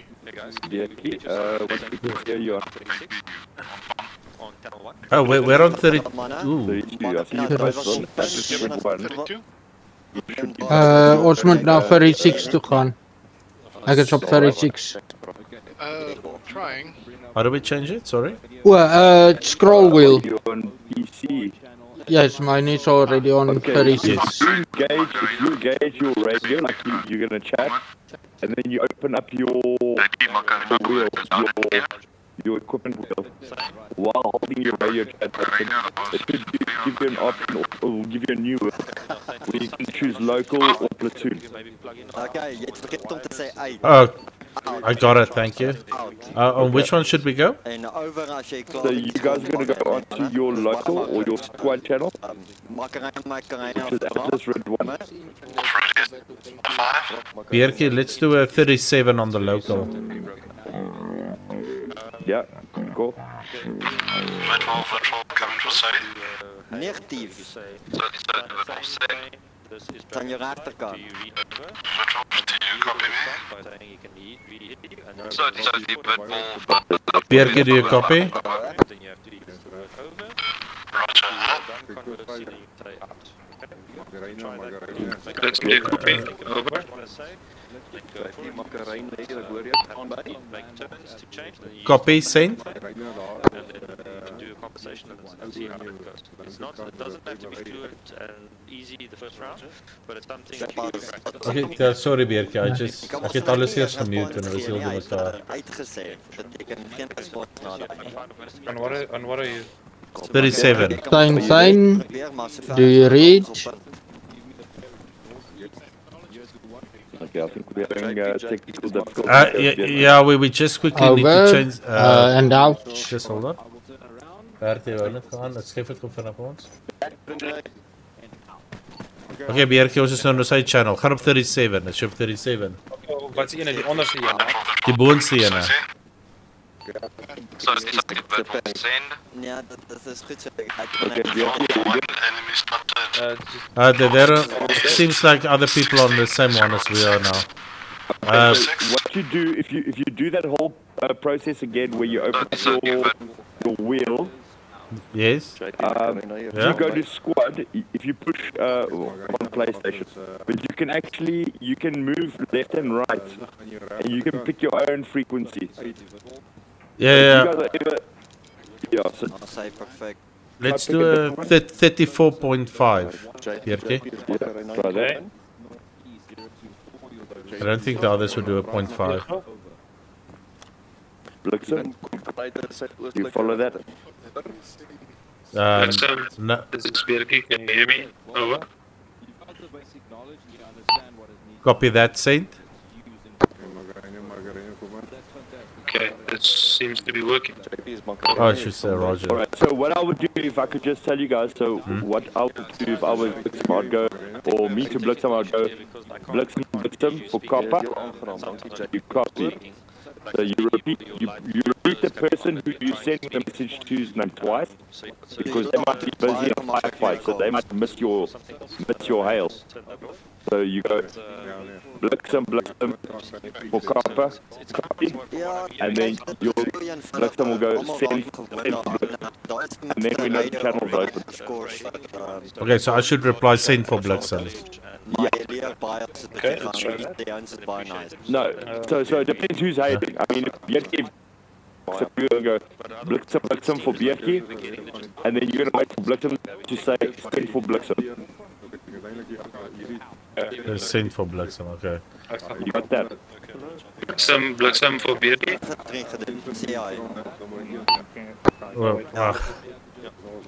Send for Bliksem. Dit is baie intens gedruk daai veral water aan. Bliksem, your shoelaces are untied. Over. Out. So good, but so Bjerke, when you saying send for Bjerke, you basically telling Bliksem you really to listen to his bullshit. So don't say send for Bliksem. He's the one sending you the message. You must tell him that you are ready to receive his message. I would say copy. Okay. Okay, Bliksem begin hier. You guys want to switch it over? Try it again on the other side. Bjerke, copy Bliksem. Bliksem send for Bjerke. Contact East. Right. I think what key over here is what's always important, and for me it also took a while to learn this, is what you want to do is you want to keep your comms to a minimum. Copper, can we just move a little bit further away? Sorry for interrupting. No worries, let's go this way. I got AD, so it struggles with Yeah, it's all good. So basically, like I was saying, you want to keep your comms to a minimum. If Bjerke is calling Bliksem, Bliksem doesn't have to say, hi Bjerke, you called me, this is Bliksem, now you can talk to me. We know. Assemble the guns. Roger. So we know. Everyone is comfortable. Just assemble at cones. We'll continue. Right, so. Okay, I'm gonna just wrap this up. What I'm trying to say is, if I'm calling you, you know I'm calling you. You don't have to tell me that it's you speaking back to me. You just say, okay, cool. You've now got my attention. Tell me what you want to tell me. So we try to keep the comms down to a minimum, keep it concise, and keep it clear. Question. Yes, so Copper, sorry, is it a question of whether I'm answering the call to say, Copper, this is lava, send over? Or you saying that that's not necessary? Well, for instance, what I'm saying is if I'm calling you lava, so I'll go lava for Copper, and then you'll go send for lava. You would say, this is lava, send over. Exactly. Yo, you don't have to say, Copper, this is lava, you can hear you, whatever, send over. You can say, this is lava, send over. And you'd be like, this is not copper for lava, but copper, this is lava, this is copper. Do you read over? And then you wait for my acknowledgement. So we do identify on the radio so that we know who we're talking to, because we don't recognize everyone's voices. We don't know who's who exactly. I mean, not all of us have unique voices like you, Copper, so it wouldn't be clear. So yeah, we do identify. So you identify whenever speaking. And you also you specify who you want to talk to. It would be basically Copper, this is lava, do you read? And you will acknowledge that by saying, yes, lava, this is Copper, I do read, you can send or send over. So by using the correct phrasing is more efficient, but you can basically, if the gist is there, we'll obviously understand it. If it's exactly what we want, it will be fast, it will be clearer, and everyone, the thing is, it's like you pick up on the words easier because they are very familiar. That's actually how we get it more efficient. So if we use exactly the same phrases as everyone else, the right terminology, then it will be easier to compute, basically. It's like now in a rugby game, like I haven't played rugby for so long, I don't even know what they use anymore for passes or whatever, but for example, if I'm going to say, everyone says pass, and I say slowly throw the ball, whatever, like throw the ball, that's not the same thing, so why would they listen? We would not pick up on that as quickly as saying copy or read or send or whatever, or acknowledge or say again or repeat, you know? Okay. Correct. Thanks, Doc. Okay, so let's just line up. There's a few keywords that we need to cover that's people are using incorrectly. Roger that. Roger.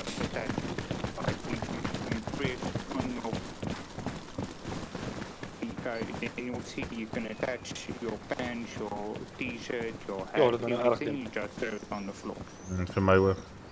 Yes. Hulle het ons baie te mekaar nou gemaak. Ons het dit reg gedoen.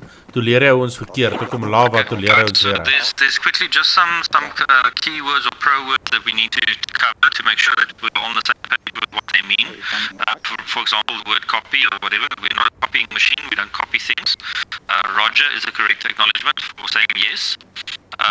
What does the word repeat mean? You just come to me and you just pick up this in your layout where you've got to say it again. Okay, to say it again, you would say repeat is actually to repeat whatever you did last. So repeat, not in terms of saying, but repeat the last fire mission. So it's very specific to fire, more to support artillery support. So if you contact the artillery team and say repeat last, they will actually shoot more at you. Okay?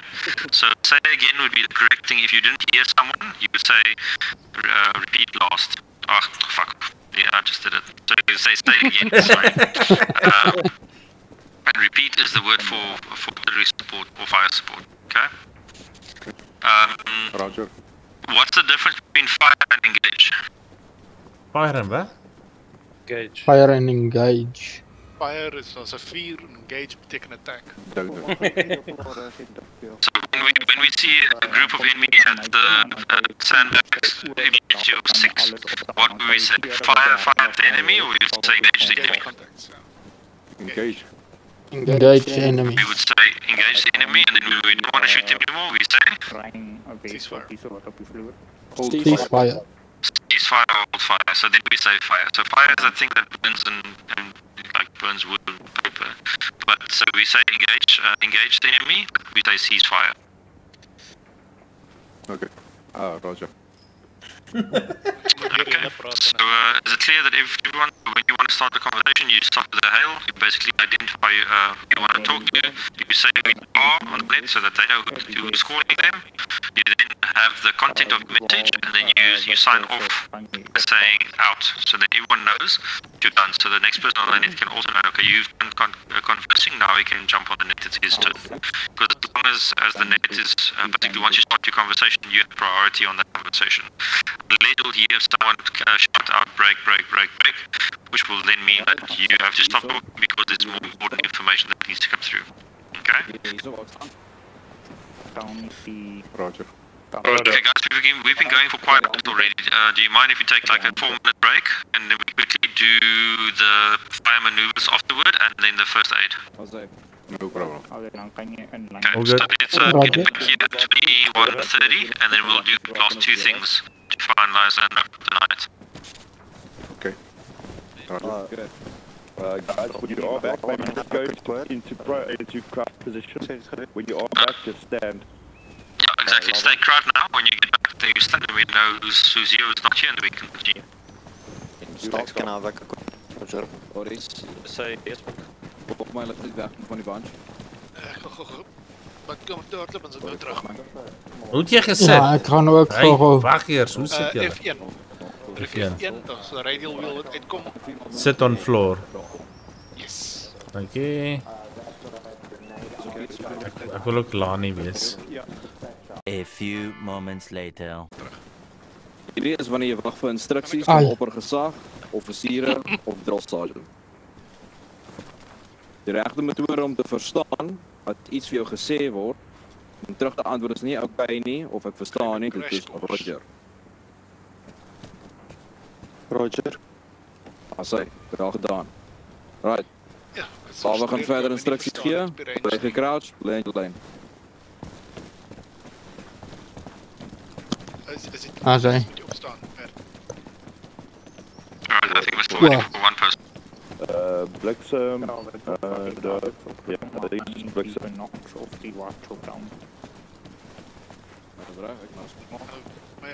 Okay, I loaded for you the spot that covered the mustering protocol, so like getting into line and file and crouching and so forth. That was covered in the first part of boot camp. That's why I'm asking that you come back next time, because that's going forward all Milsims or training, whatever. That's procedures would be the same and the requirements are the same. So yeah, you're welcome to stay obviously now and then do boot camp 2, but then just repeat boot camp 1. Roger. Right, guys. Okay, the next part we're going to cover quickly is some formations. So, Witwolf now mentioned a couple of formations in any case. What was the formation that he called? Boys. Yeah, get down. It's fine. It's fine. You can stand. We're going to ask him to move around in case we're doing formations. That's fine. So I'm going to ask you exactly the opposite. Guys, stand up and then tell me what is the formation that you're standing up in right now. File. Okay, to some extent that's correct. So there would be 2 files in front of me. When you have 2 files together, you call it that? Double file. Column. Okay, yep. So who can tell me what formations are, what they're used for? Well, what formations are is basically formations. What are formations typically used for, and when do you use them?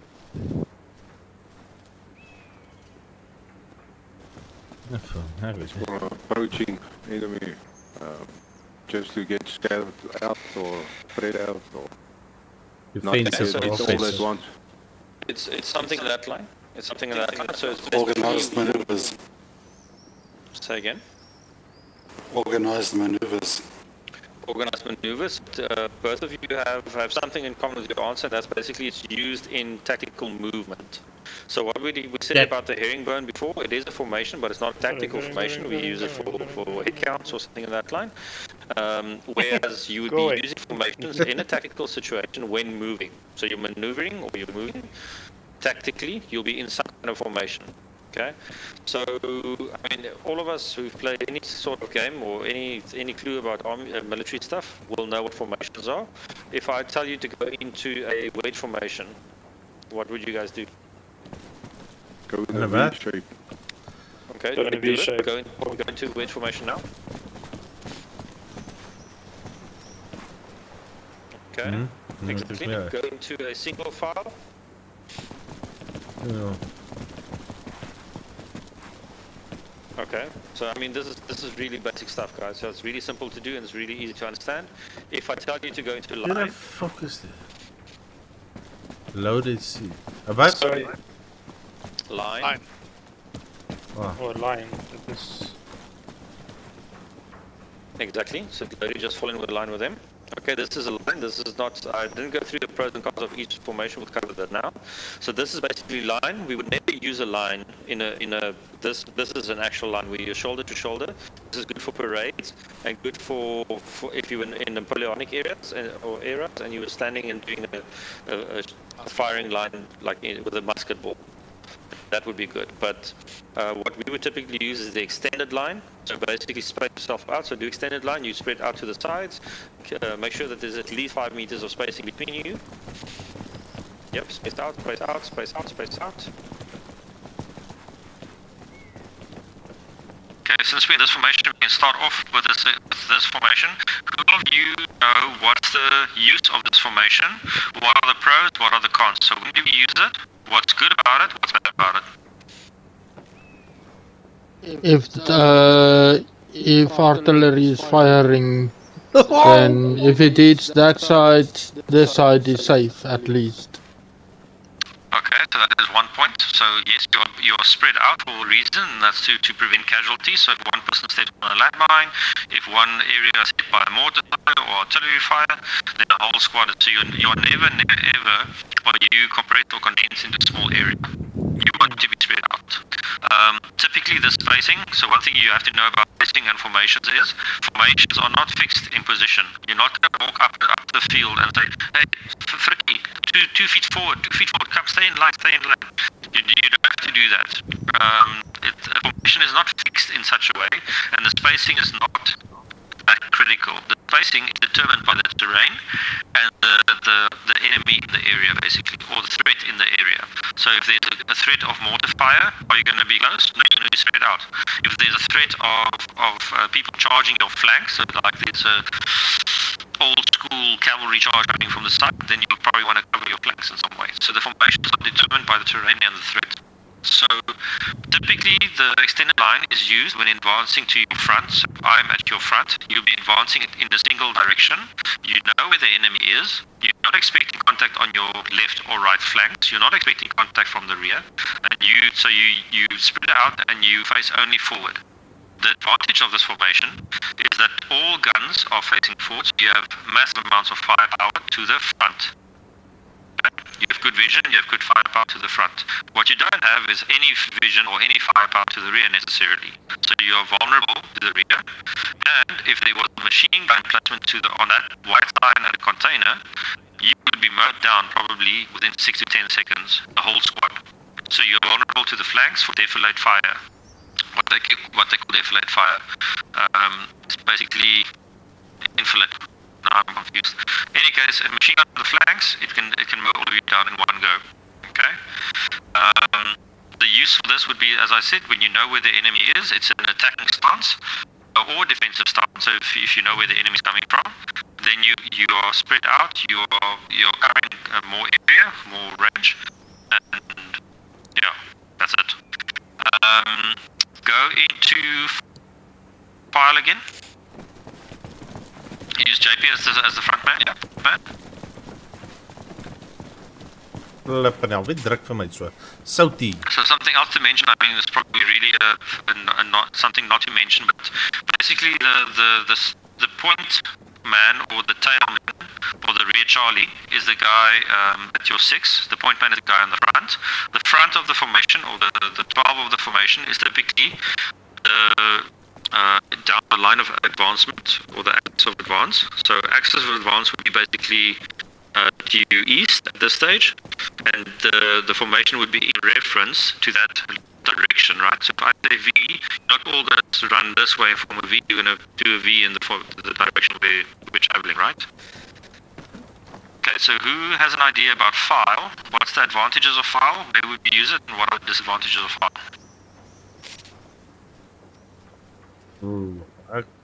Ingie stop and array. I think you can only shoot at one guy. The smaller to see, you're less visible, but you can cover your rear as well. Okay, so you are less visible, so you have a much smaller profile, because if you guys are standing where I'm standing right now, and if I was at ground level, so if I come down here, all of a sudden, 9 people became 1 person. Okay? So you cannot easily determine the size of the unit. If this is the case, if I have a direct approach, or you have a direct approach on me, I can't see the size of the unit.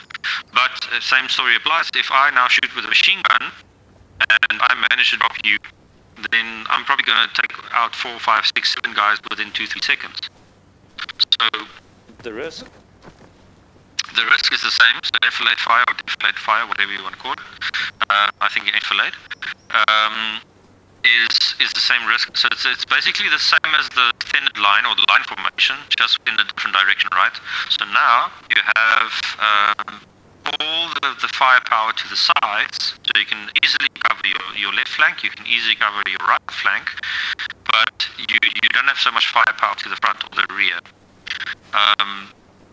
The use of this formation is basically in restricted terrain. So imagine you're running through a very condensed forest or dense forest, and you want to see your squad mates basically. So the whole points of why we use formations, what we actually skipped, you guys answered a little bit. The whole point of using formation is basically to keep communication and maximize the defensive properties of the formation, right? So you're in that particular scenario, you want to have maximum defense, maximum offense capability, and you want to maintain communication. Okay? So when I say maintain communication, what does that mean? Stay within close proximity. You want to be able to know, you want to have the awareness of where your squad is, right? And where your squad mates are. So basically if I'm running over here and I'm in your formation, do we have communication at this stage? Like I can't see you, so I have no clue where you are, then we are out of communication. Okay? So we should basically stay in touch. So the left side of the formation doesn't necessarily have to see the right side of the formation, but the dots need to be connected in between, basically. And again, that's why I'm saying the size of a formation can be determined by the terrain. If there's like imagine your yellow line was the top of a ridge, and you were running with extended, or coming down my direction extended line, basically the guy on the far left would see the guy on the far right. But everyone else can, how do you say that, if you can see your buddy to your right or your left, or you know he's there, then you're still in communication, and that's the whole point. So with the file formation, if you are in a very dense area and everyone is spread out all over the show, then you will not see where they are, and you might run into someone that you're not expecting, and you will shoot them in the face, and it ends up being your buddy. And I'm 100% sure all of us have had that experience in game, in a casual play or wherever. If it's not this game, any other game, like you play with a buddy, you somehow lose track of him, and then you end up killing your friend. Yeah. And that's because you lose communication. Okay.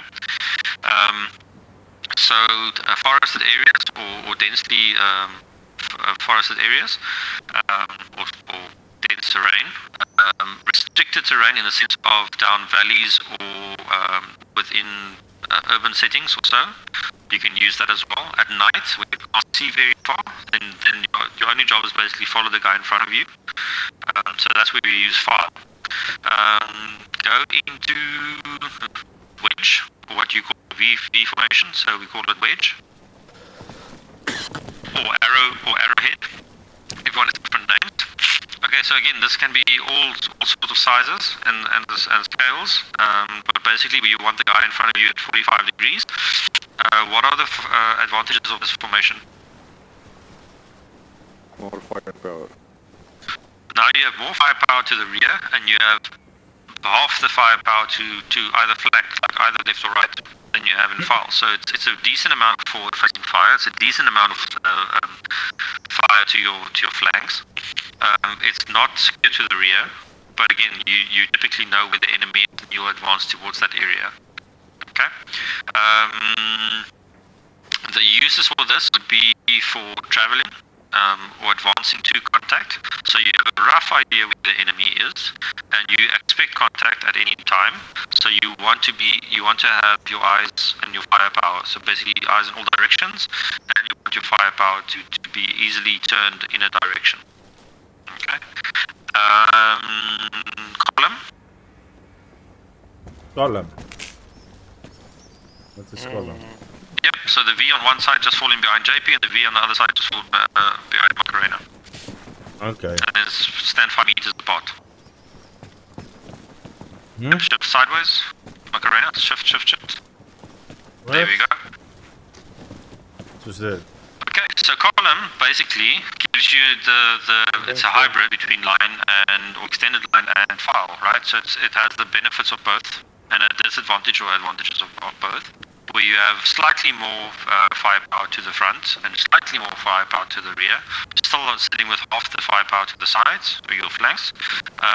Profile is minimized because if again I stand in front of you, I cannot see 2 soldiers instead of 9, or 2 where I could have seen 1 before.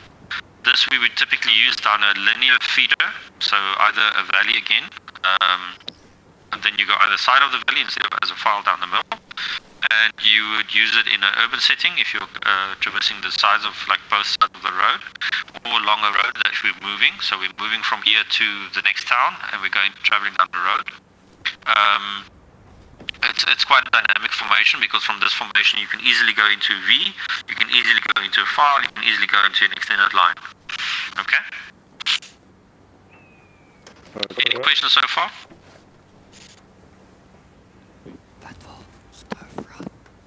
Rob, do you have a question? Oh!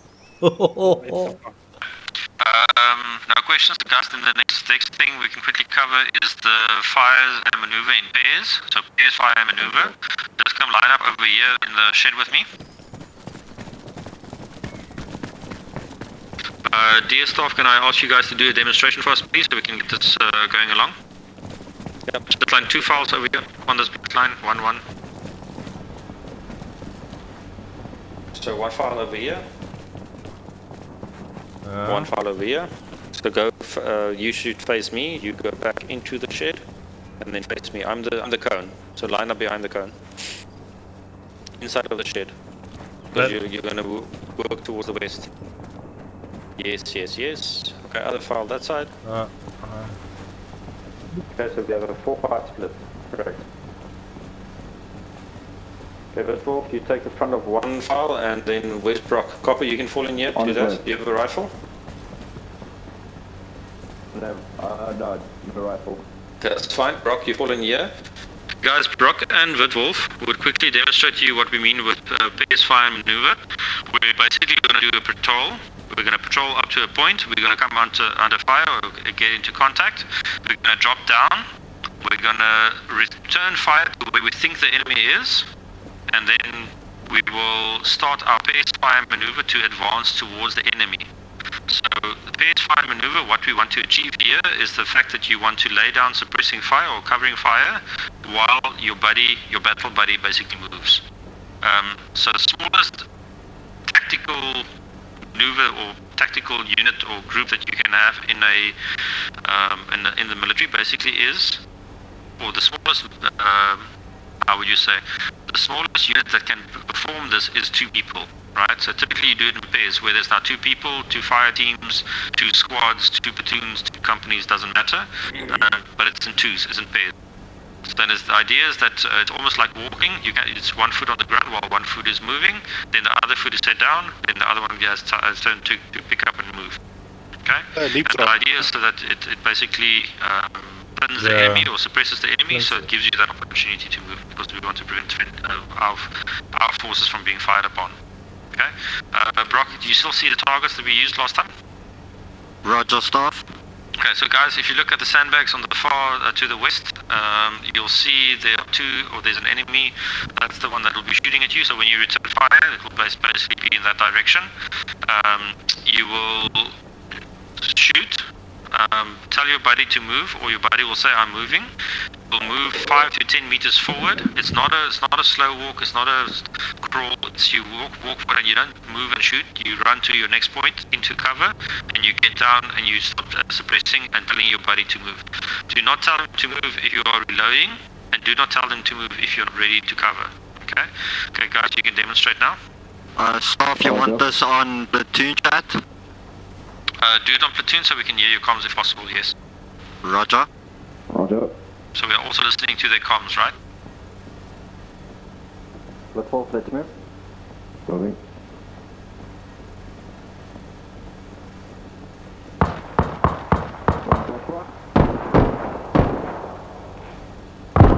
Okay, we get down to the ground, we start returning fire. Wolf, move. Moving.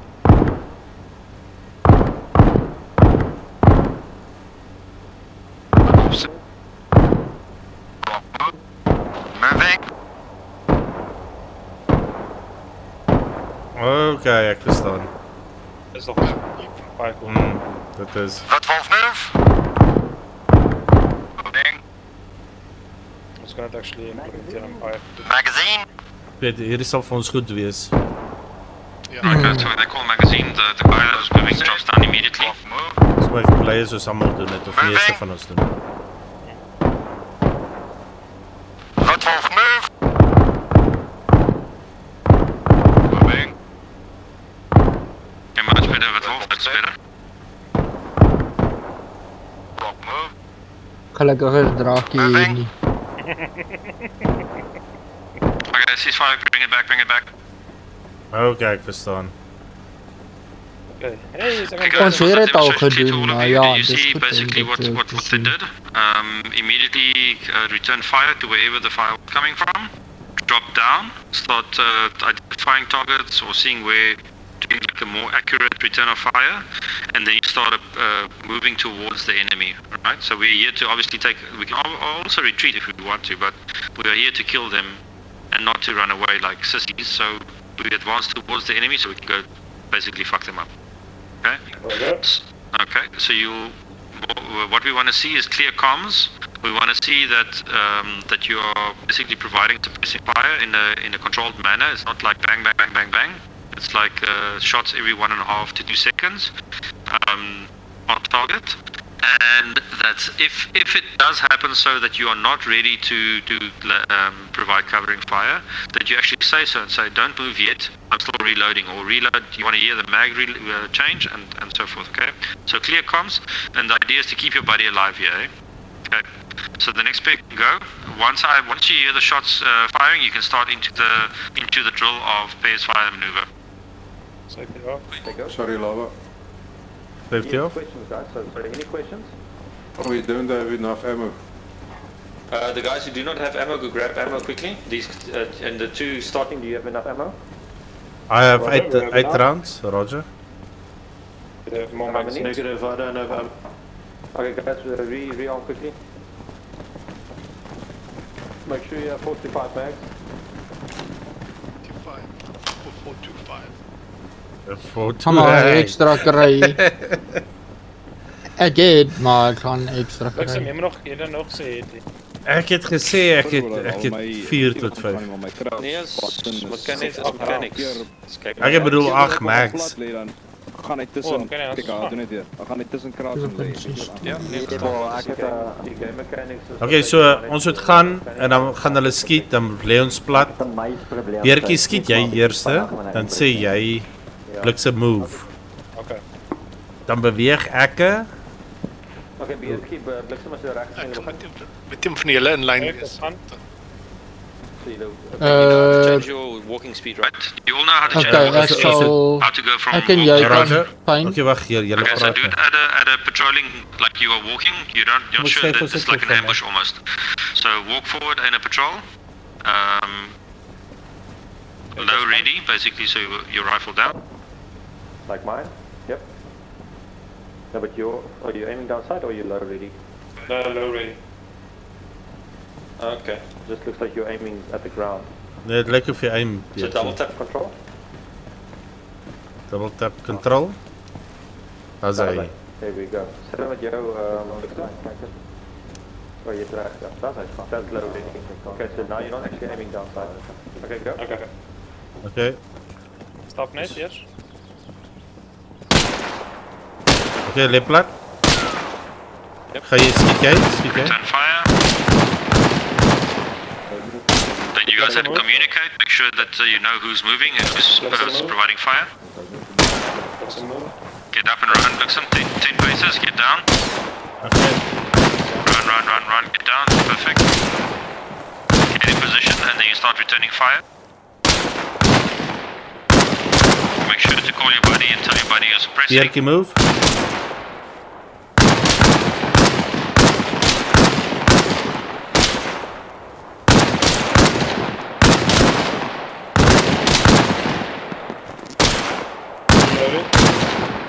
Moet ek beweeg? Nee. Wow, fuck.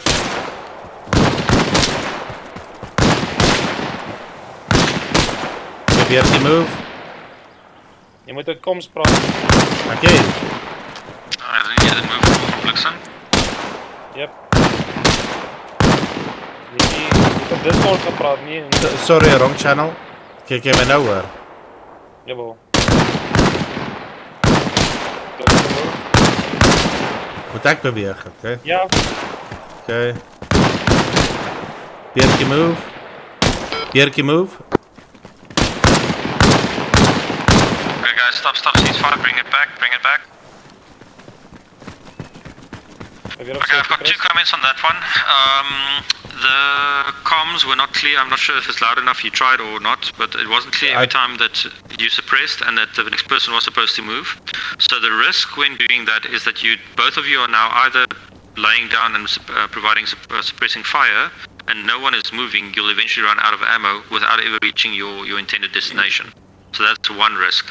The other thing, maybe we didn't demonstrate it properly, is that when we move forward, if I'm the person moving first, I would move up to a point, and the next person, if I get down here, and the next person who's now behind me, when he moves up, he should move up next to me in the same line, up to here and get down, and not pass all the way here. Why would that be the case, guys? Why would I not want to move in a leapfrog manner? So one is bounding. Not necessarily that. So one is leapfrog and one is bounding. So bounding is basically I move up to the next position or in line with the person, and then he moves forward, I move in line. I don't jump over and go the same distance forward. Because if you go, so let's say 1 bound, and then the next person goes 2 bounds, then you're exposed much longer. Okay? So you're exposing yourself longer to the enemy because your bound is much bigger. Does that make sense? Roger. Okay, so you want to minimize your exposure. That's why. So typically you want to be 5 seconds. So get up, sprint for 5 seconds, get down before they can target you. Okay, because currently they're trying to return whoever's shooting at them. They want to shoot at.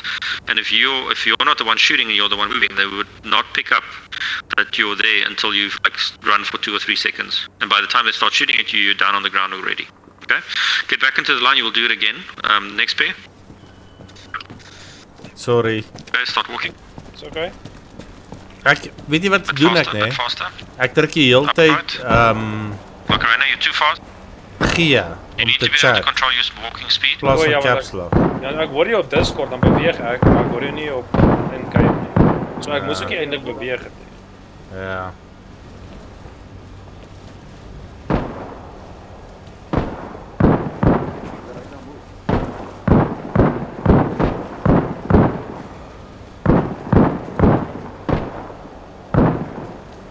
Ek het ook heeltyd voor jou, maar dis wat hulle gewys het.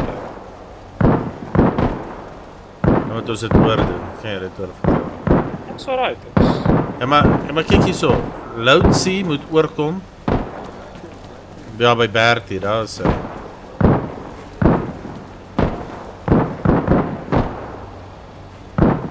O, maar Bertie en Fyn wil dit saam doen. You can go for safety. Ja. Ja. Ek hoor dit nou weer Max. Ek het die verkeerde knopjie gedruk. Praat ek hier oor die radio nie. Okay, ceasefire, bring it back. Next group ready. So it was a rough start. You guys struggled to communicate who's actually starting and who's suppressing, but you managed it quite well further. Thanks. We gaan kry rocket vir ammo.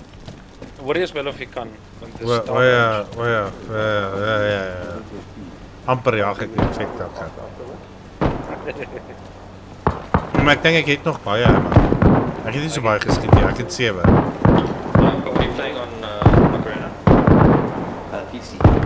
Mouse wheels. Roll your mouse wheel up and down, so walk faster. Walk slow. Moving. Rolling your mouse wheels. Moving. You go super slow, and then you can go faster. So basically, a nice patrol speed would be something like this.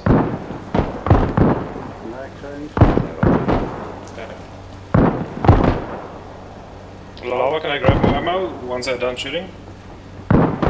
Say again? I just want to grab more magazines once they're done shooting. Is it fine? No, you can go now, it's fine. Go now. Okay, thank you.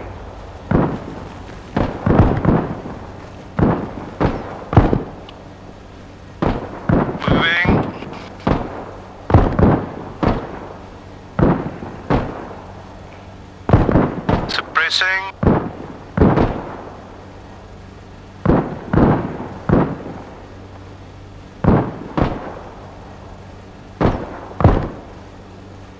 Mag chain.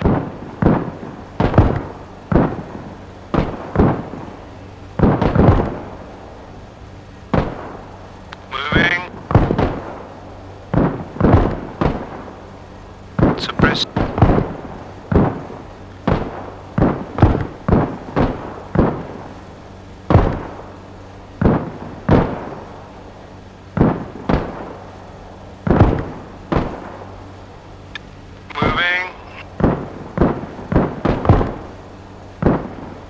Ceasefire guys, ceasefire and bring it back. DS, what do you think of that? Any notes, comments? Okay, so Beertjie, Comms weren't clear enough. ek verstaan nie ding. So wat gebeur is, Was it because they were too far away or was there actually no comms? I think the comms procedures were unclear from them. so ons moet gaan. Ceasefire, come back. So as jy by my kom langs my nê, dan sê jy bliksem go of wat ook al. Okay, well, demonstrate we're again. leapfrogging, not beyond. So come demonstrate, what do you mean by that? Roger. Witwolf, just Brock, just demonstrate again what you want in terms of the movements. Okay. Witwolf, can you make the first movement for me? Okay. First round. Witwolf there. So from this position, Witwolf, if you can get on your buckle, please. There we go. Okay, so from this position, we do not want you standing up and going past this oak. Once you do that, that distance has doubled. What we want, as Lava demonstrated, from this position, once Witwolf tells me to move, I then get up, sprint, get down next to him, and tell him to move. From there, he will then move a distance, and I will do the same. Come to his position as he then goes down and tells me to move. Daar gaan nie afstand sit. Okay, so as jy skote klap, bliksem. Witwolf move. Dan gaan ek vir jou sê bliksem move. So dan gaan jy die afstand sit, ek vang dit met jou om. Ja, en dan gaan ek loop plat net, dis ek Beertjie move. Ons sou dit deurgekom het as my comms het gewerk het. Ek het net ongelukkig gedruk. From the rear would be going only up until he's adjacent to his buddy. Okay. Roger. Okay, next pair, are you ready? You can start your patrol. Ons wil net stap. Maak seker ons stap. Ja, klaar besig. Al die pad afgestap. Nee, jou af. Jy kom Bertie.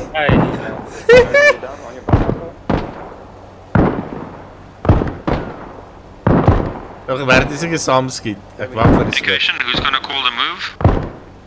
Julle mag saam skiet.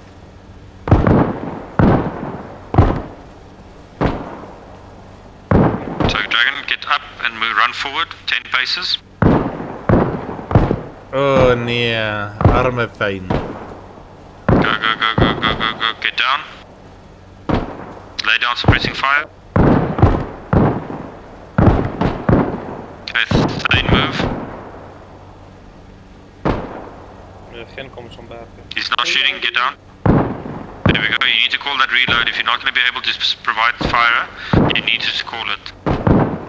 Aye, Arma Thane. Once you're ready to call the move, Dragon, you tell the Thane to move. Lay down fire.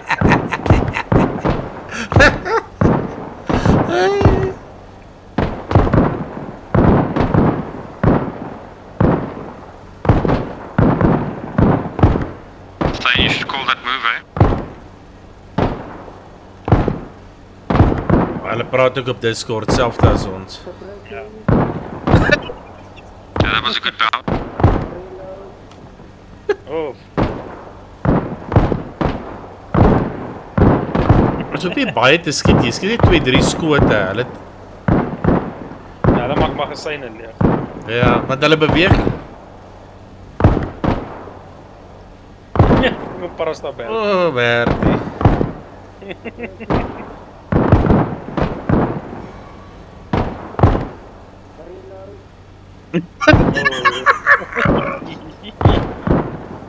Okay, ceasefire. Come back in the line. Sure.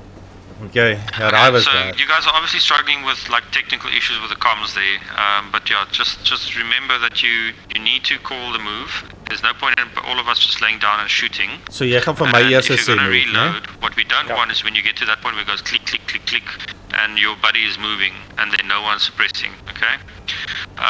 We're going to redo this now. Each of us can have a second turn at it. I'm sure it will go better the next time. But something that you'll see, for example, we didn't cover it in the firing range specifically now, but if you just have a look at this, let me shoot in that direction.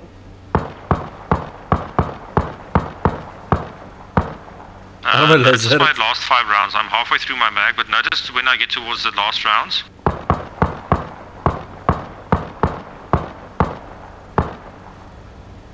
What did you notice from the last rounds I shot? You shot slower. It's not different. Were they not traces? Yes, they were.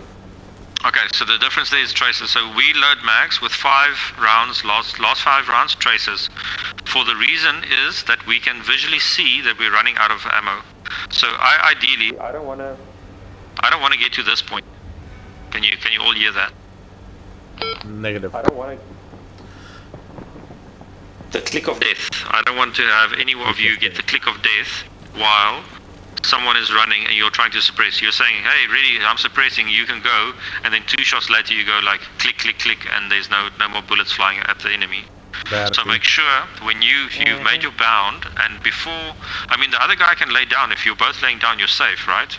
But if you then say, just take that extra second to make sure that your mag is reloaded, whether it's now 3 rounds left or 5 rounds left, doesn't matter. Just reload and then start laying down fire. Because you don't want halfway, while he's moving halfway, then there shouldn't be any fire. And what I'm saying, so I'm making the point, is that if you have mags, and I think your mags don't, if you have mags that has actually traces in it and the last 5 rounds, once you see those traces flying, you know you're running out. You have limited rounds left. So as soon as you see traces, you can already say, like, get down, you can respond, and you can do a reload while everyone's safe. Does that make sense? Roger. Let's retry this. We are running over of time here. We still have to do basic first aid as well. So let's try and get through this quickly, and let's try and keep accurate. So comms, move accurately, tactical bounds of appropriate size. Okay, let's go. Okay, ons beweeg. Sprint ons voor dit of drop ons? Okay, plat. Okay, sê. Return fire. Sê bliksem vorentoe.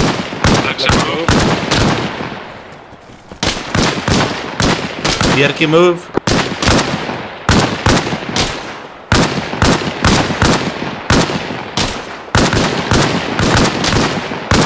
Move.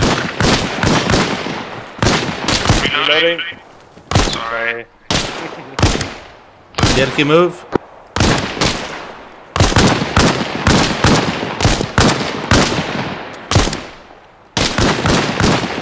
Reloading. Weertjie move.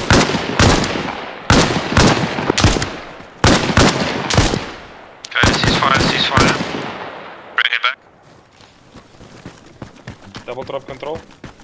Guys, that was actually really good. I don't think there was a mishap when he said changing mag, you already went down. So there was not really much I can fault you on that round. That was a very good run. Well done. Okay, next guys. Platoon komt as jy kan. Klim op die platoon komt as jy kan. Staff, one comment from my side. Instead of saying reload, perhaps give the call out magazine. Yes, that's true. Roger. Yeah, it's right. Okay, go. So everyone, so instead of saying reload, we call magazine, right? So everyone is aware.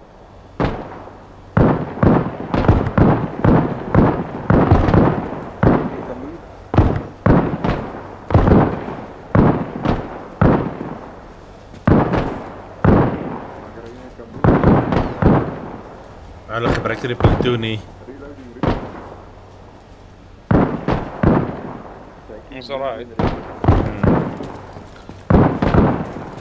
We praat goed. Ja, hulle luister.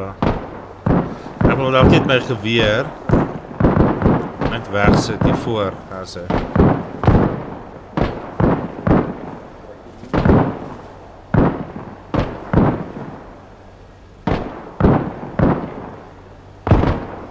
Okay guys, much better. Ceasefire, bring it back. Hy sit van well done. Also much better guys, much better. Okay, next pair ready. Okay, you can walk. Start patrolling. Ja, ons moet nog medic doen. Super 10.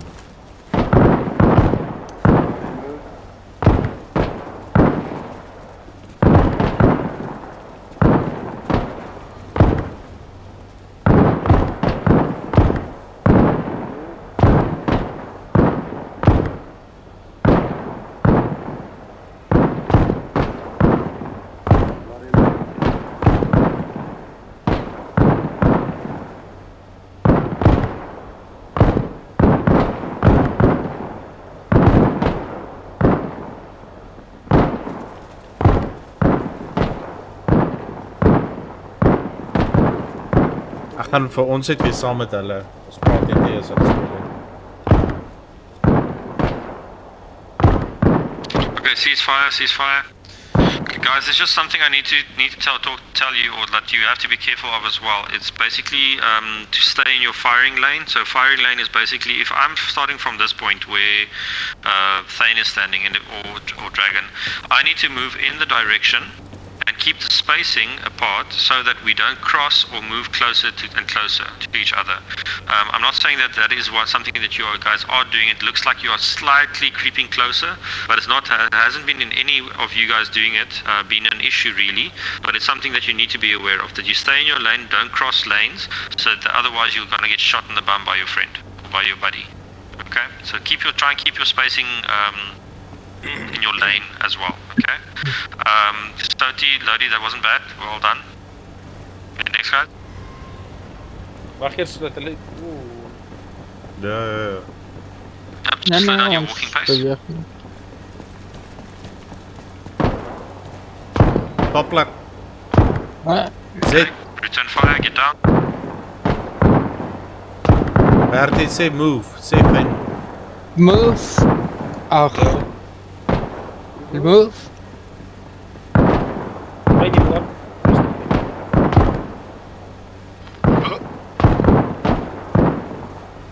Wat langzaam. Plat. Topplek. Say move. Move.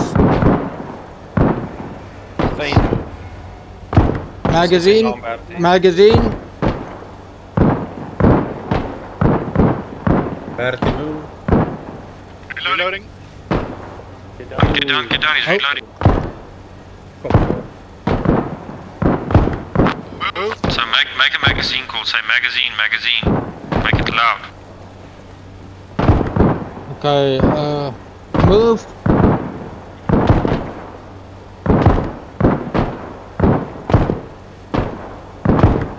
Okay, ceasefire, bring it back.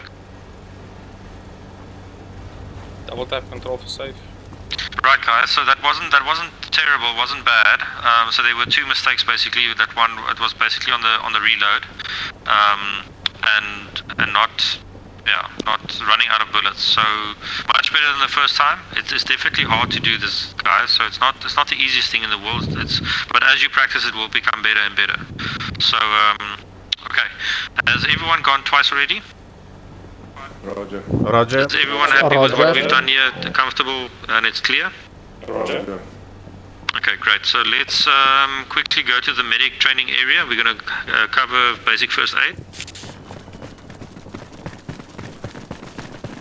We gaan slap. Ek wil ook gaan slap. Ek wil ook gaan slap. Er is 'n paar ouens met hulle wapens van uit. Uit die Okay, now let's stay outside. This is practical class. We're going to just remain outside. Check there's a medical station to your here by the stretchers. Grab some bandages, grab some tourniquets. Bandages. Who can tell me what's the appropriate number of bandages and tourniquets to carry? Oof, yeah. Bandages, one tourniquet. I would say two, one for you, one for Buddy if in need. 2 tourniquets and 5 bandages. Okay, so I would say as much as possible because bullets make big Ek holes. wou dit ook gesê. So I typically my minimum would be five bandages, with the assumption that I can restock somewhere if needed, like from a body or a vehicle or something. That is in casual play. For Milsim, you're probably not going to get the opportunity to restock that often. So 5 would definitely be a minimum. And in terms of tourniquets, you have more than 2 limbs. So if you are applying a tourniquet, I mean you're applying it only 2 limbs, you have 4 limbs. So some would suggest 4, and some would suggest 3. I would say 2 is a minimum, and 4 would be an appropriate number. So anywhere in that line. So as a base, as a private or a lance corporal coming from basic training, you would only, for a Milsim event, you would only be allowed to carry bandages and tourniquets. Okay, morphine and saline and that would be out for you in your role. That's why we have combat lifesavers, and that's why we have combat medics. Okay, so the best thing that you can do currently is to have bandages, or the best thing you can do is basically stop the bleeding. Okay, you can stop your own bleeds, and you can stop the bleeds of a fellow combatant or a buddy. Does everyone have bandages? Yes. Roger. Roger. Does anyone not know how to use a bandage? Ek weet nie om dit te gebruik nie. Ja, sê dit. Are Nee, you ek het saying daarom die you've never training used gedoen. a bandage before? Not in Milsim. No, I mean it's the same as in casual play. I'm talking about in general. If you've done the tutorial of the game, if you've played the game before, you've healed before, you've used the bandage, right? So you equip the bandage and you press R or whatever the action button is to use it, and you apply it to yourself. Well, we're not going to discuss the mechanics of it because I think it's really, really elementary. And if you played like half an hour of Arma, you should know how to heal. The question rather is if you do know the difference between the use of a bandage and the use of a tourniquet. When is it appropriate to use a bandage, and when is it appropriate to use a tourniquet? Tourniquet is for quick. Just quickly stop the blood. But then you have to apply a bandage afterwards when you're safe. Okay, so tourniquet is quicker to use on what areas of the body? Arms and legs. Arms and legs, exactly. So the risk of a injury in the arm and a leg is obviously a major artery can be severed, so an arterial bleed, you will bleed out very quickly. And the quicker you can stop that blood loss, because, okay, what does blood loss, a lot of blood loss lead to? If your life juice is flowing out, what's going to happen? You will stop living. Okay, your life juice is out, you will stop living, yes. But before you stop living, you'll probably pass out, and you can't assist yourself. Yep, you'll pass out first. You'll get like woozy, and in real life, you'll get like really lightheaded until you keel over. You're not dead yet, but you're very close to dying. So if you pass out, you can't heal yourself any further. You're not going to stop that blood, and eventually you'll bleed out and you'll die. Because I think for now, we are able to speak while unconscious or laying down. I think that might be a feature that goes away in the future.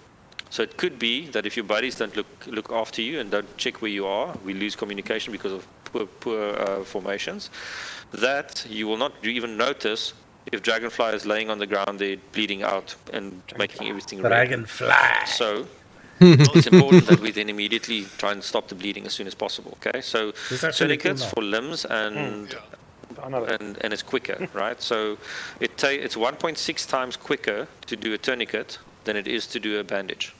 Okay, so you can basically almost do 3 tourniquets in the same time as you do 2 bandages. That's basically what that means. Okay. Why at this stage do you guys think we are not going to give you morphine or other medics or meds to run around with? OD. OD is a risk. And vanilla, so for you guys, so it's basically an educational thing this now.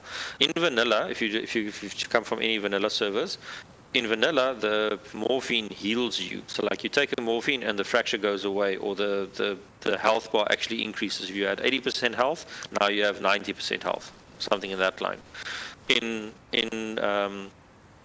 Reforger, in the Milsim or on the server we're playing, even in casual, we are using the ACE medical prototype, which gives you all these advanced options on meds or on the medic interface or interaction, basically with checking of pulse and I don't know what else. What is it? Checking of pulse, dragging, and turning on side, and CPR and blood pressure. Blood pressure checking, exactly. So that's all part of the ACE medical system, and that's basically what we're doing now, is giving you an introduction to that system. Who of you knew that we are not using vanilla medics or meds? Or didn't know? I had no idea. Or like, yeah, let's rather ask who didn't know, because it seems if you played it for a while, people should have informed you, and luckily everyone in the community is quite happy to help, and they would have told you that this is not standard vanilla. But yeah, so that you have to be aware of. So overdose is a thing. So typically morphine, as soon as you've had any type of blood loss and you apply morphine, you will pass out. Okay, and from a passing out, you will go into cardiac arrest. You'll basically die because you took that little red thing, that red injector, and you put it in your arm, and now you're like on the ground and not helping your buddies. Okay, so it's almost better for you to run around with a white flash, like a screen flashing white, and you're alive and you can still shoot, than laying on the ground with your eyes rolled back in your head. Okay.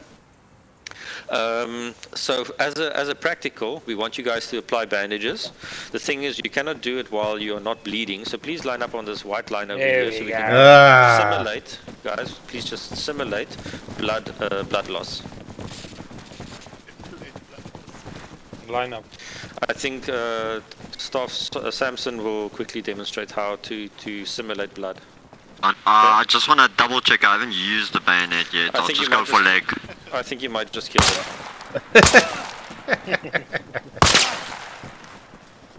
Okay, apply your bandages. HP has used the bayonet and it's not a one-shot kill. Continue, Brock. My bullets have run out, luckily. Okay, I think to pass this, you only need to be able to apply a bandage successfully. If you die in this exercise, you fail the course and you have to come back to boot camp 1 again. Apply a bandage. R. I think this is evil. I haven't attended the previous one, but this is evil. R. Nee, maar dit werk nie. Ready bandage in your arm? Net vanaf. This border is like torturing. Now it's a red line. I think so. Okay. Oh, yeah. None of you have blood or bleeding effects anymore, right? I don't think so.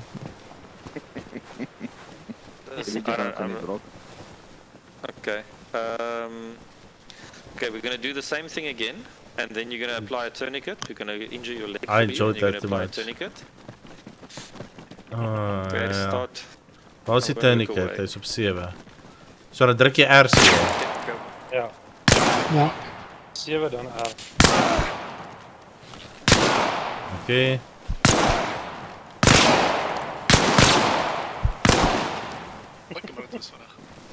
Okay, done. Okay, what I'm asking is... How about now? Shame. Yes, now. How about now? Okay, so all I'm asking you is basically notice the time it takes, the difference, and then after you've applied your tourniquet, run around and tell me what you notice. A lot of blood. All the blood. No, I can't run. Ja, je kan nie hardloop nie. So if ever you've applied a tourniquet and now all of a sudden you're like, why the fuck am I running so slow, and you're trying to adjust your walking speed and everything, just remember tourniquets, they do make you slower. So it basically, I haven't seen so far any negative effect of leaving it on.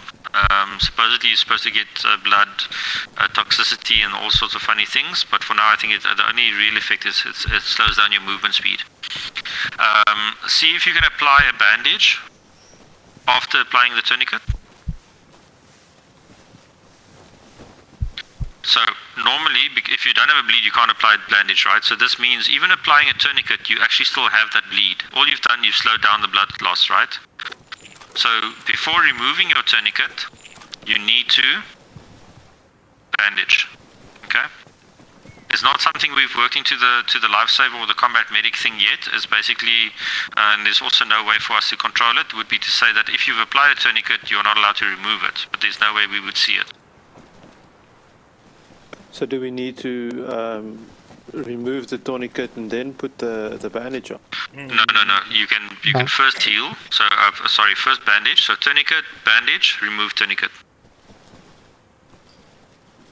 Check your injuries. And then your movement speed should be fine and you should have no bleeds. If you just remove the tourniquet, we can try that as well to confirm. If you just remove the tourniquet, you would probably start having a bleed again. Who wants to be a guinea pig? Roger, staff. That does what happened. How do you remove the tourniquet? Sorry? I think if you open your inventory and you just click on it, then it should work. I'm not sure if you can actually look at your leg and remove it. So open your inventory and then drag or select that tourniquet and say remove. Remove. Right click. Ja. Oh, thank you. So dan Do gaan we ek have terug any in combat inventory. lifesavers in present? Roger. Okay, the guys with the broken legs can go to the medic tent, and Witwolf will attend to your wounds. Ek het I gebruik need one volunteer to quickly come for another experiment of tourniquet and bleeding effects. Nope. Bertie. Dr. Are you volunteering? Yes, I will volunteer. You have a bandage and a There we tourniquet? go, hold on. Getting injury. Guys, just stand close to the tent for me, please. You need to be at this tent, Wolf. That one is not a medic tent, in fact. It's just looks like one, so it has to be over here. Thank you. Alright, all good. Everybody just stand close. After you've Alright. healed, I'll tell you. Ductil, I want you to apply the tourniquet and then remove it to see if the bleed comes back. Maar ek kan nog steeds 'n hardloop I hier. want to put it in my hot Yeah, but you get this clear. Am I good to go? Minor injury. Jy het dit reggemaak, weet jy nie? Hold on, Björkie, just move with me here. This side. Hy was by my. You can also go assist if you want, or do you want to shoot him? Okay. No, I was gonna ask permission to turn the ducktail into a fluirtail. That is I don't the best mind. I can heal you. You Seems can the put medic tent does not ducktail wanna as a work. You can move Björkie, fluirtail it's fine. tonight. You have permission. Ducktail to Okay, vloerteel. you're fine. Good, Lottie, you're fine. Not a death shot. Yeah, shoot him in his leg. Roger, stuff. Macarena, you seem fine. Let me just give you a look. Yeah, you're fine. Okay, again. Okay. Okay, again. Oh no, I was fine. It's a brutal. So tourniquet is on. Er is 'n robber pluk What is mense your hoor. status if you look at it? I should probably have just done it to myself. Brock, shoot me in the leg. Shoot me in the leg. Oef, en Brock nou. saved my life. Jesus!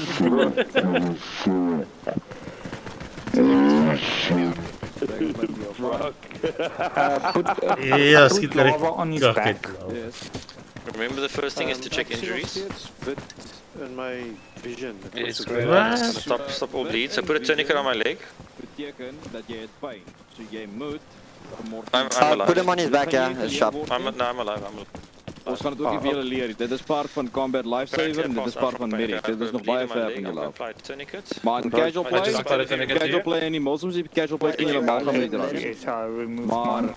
Okay, I've got a tourniquet on. If I remove it again, let's see if the bleed comes back. One morphine, no more than one.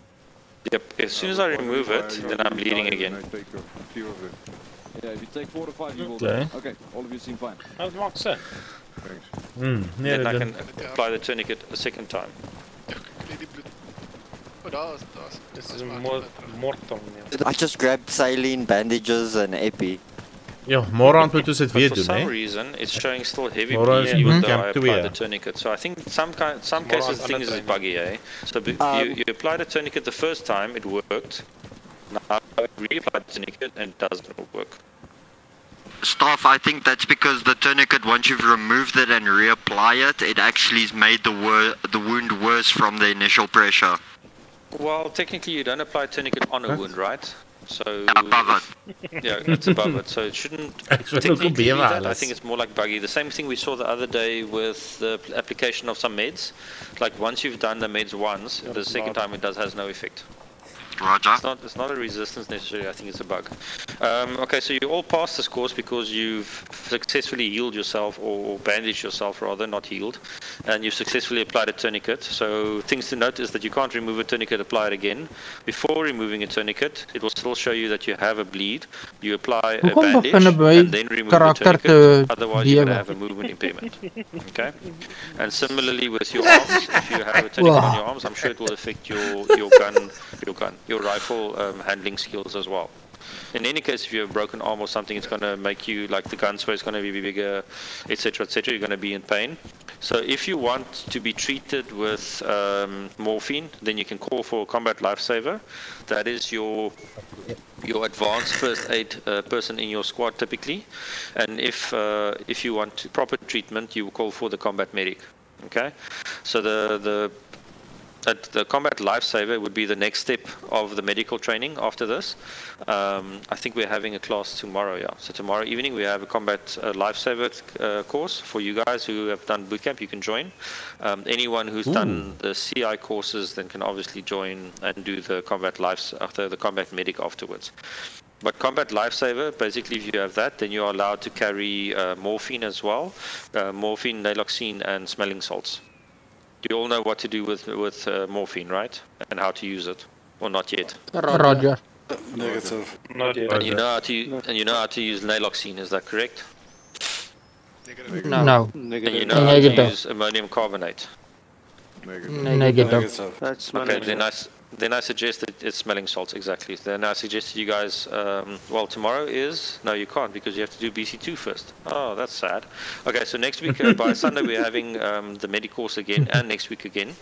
So you are welcome. As soon as you finish your bootcamp, come hop on, start joining the CI courses, and start joining the other advanced courses that's been unlocked for you. Are you all aware of where you can look at what courses you are eligible for next? Negative.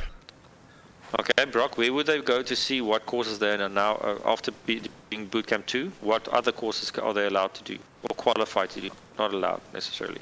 Well, the best place to check would be progression tracker, but after bootcamp, the best would be CI, all the way. Combat infantry 1 through 4. And what do we learn at combat infantry? Oh, so much stuff. That's where the fun starts. So if you think this is fun, eyes rolling all at once. No, the real fun really starts. So the boot camp, I would say, is like something we all need to do. It's just something we're getting you guys into the motions and going through it.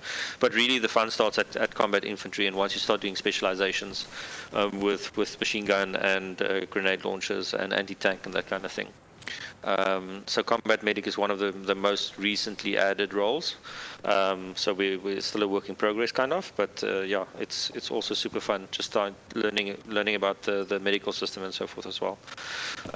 One thing I did forget in the admin part of our course was basically when we are in this environment, the training environment, we refer to the training staff, myself and my colleagues here in the nice red berets, as staff. So basically, we don't salute. In field, you don't salute, and in the training area, you don't salute, and you don't refer to them by rank. So I'm not a sergeant or a staff sergeant or whatever, and there's not a warrant officer here or general or lieutenant, and we'll never salute. We are all staff.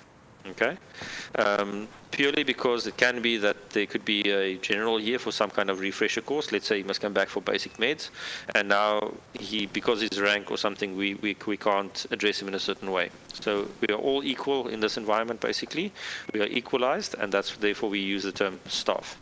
Okay, you guys are as trainees or cadets or candidates or whatever, and the training staff would be referred to as staff. Is that clear? Roger. Roger. Okay. So next bootcamp, I believe, is Wednesday evening for bootcamp 2. Bootcamp 2, we were going to cover some CQB, we're going to cover some use of smoke, some target identification, vehicle mounting and dismounting procedures. I think that's yeah. I don't think I've left out anything. But yeah, after bootcamp 2, then you qualify for CI2. CI2. CI courses. Stop. Yes, Brock. Bootcamp is on Thursday. Wednesday is Recce 2. Yes, and Recce 2 is something that we'll need to do if we want to have some green berets, right? Roger, staff. Okay. And if you guys were wondering what the red berets were, because I'm wearing one, and Whitwolf and Brock and everyone's wearing, except for Copper. Copper's wearing our patrol hat. That's because the beret is what we're all working towards currently, is with this whole Blitz RN cycle, is to be parachutist, basically trooper qualified, or basically you've trained to do parachute as well. And that would be towards the end of the month, or I think the first week of the next month, right? The 3rd of October. Would be the culmination of the whole month's drive of training, and that's where we do the parachute training. And once you've passed that, then you get your green beret, your red beret, sorry. Okay. Dis by die sterre navigate. Okay, lots of information, guys. Any questions? Any comments? Any feedback? Learn a lot. I'm happy that you could actually learn something. That's good to hear. Anything else? Otherwise, guys, let's get off. I've taken way more than your time than I planned to. This normally is a 2-hour session. It's gone over by quite 3 a bit. hours. So yeah, I will see you around. Thank you very much for coming. Thank you for spending the time. We highly appreciate it. And do enjoy your play on the server. What we can encourage, basically, or do encourage, is that take what you've learned here and start applying it into your casual play.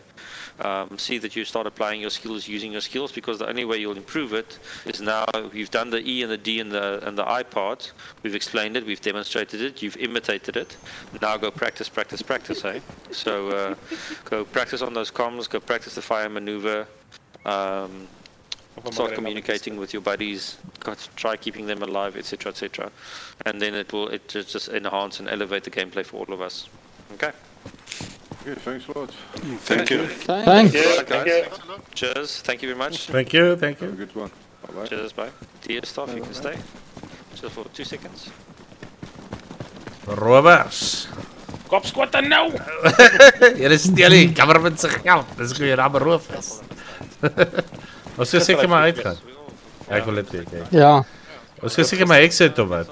Ja. Exit to mine.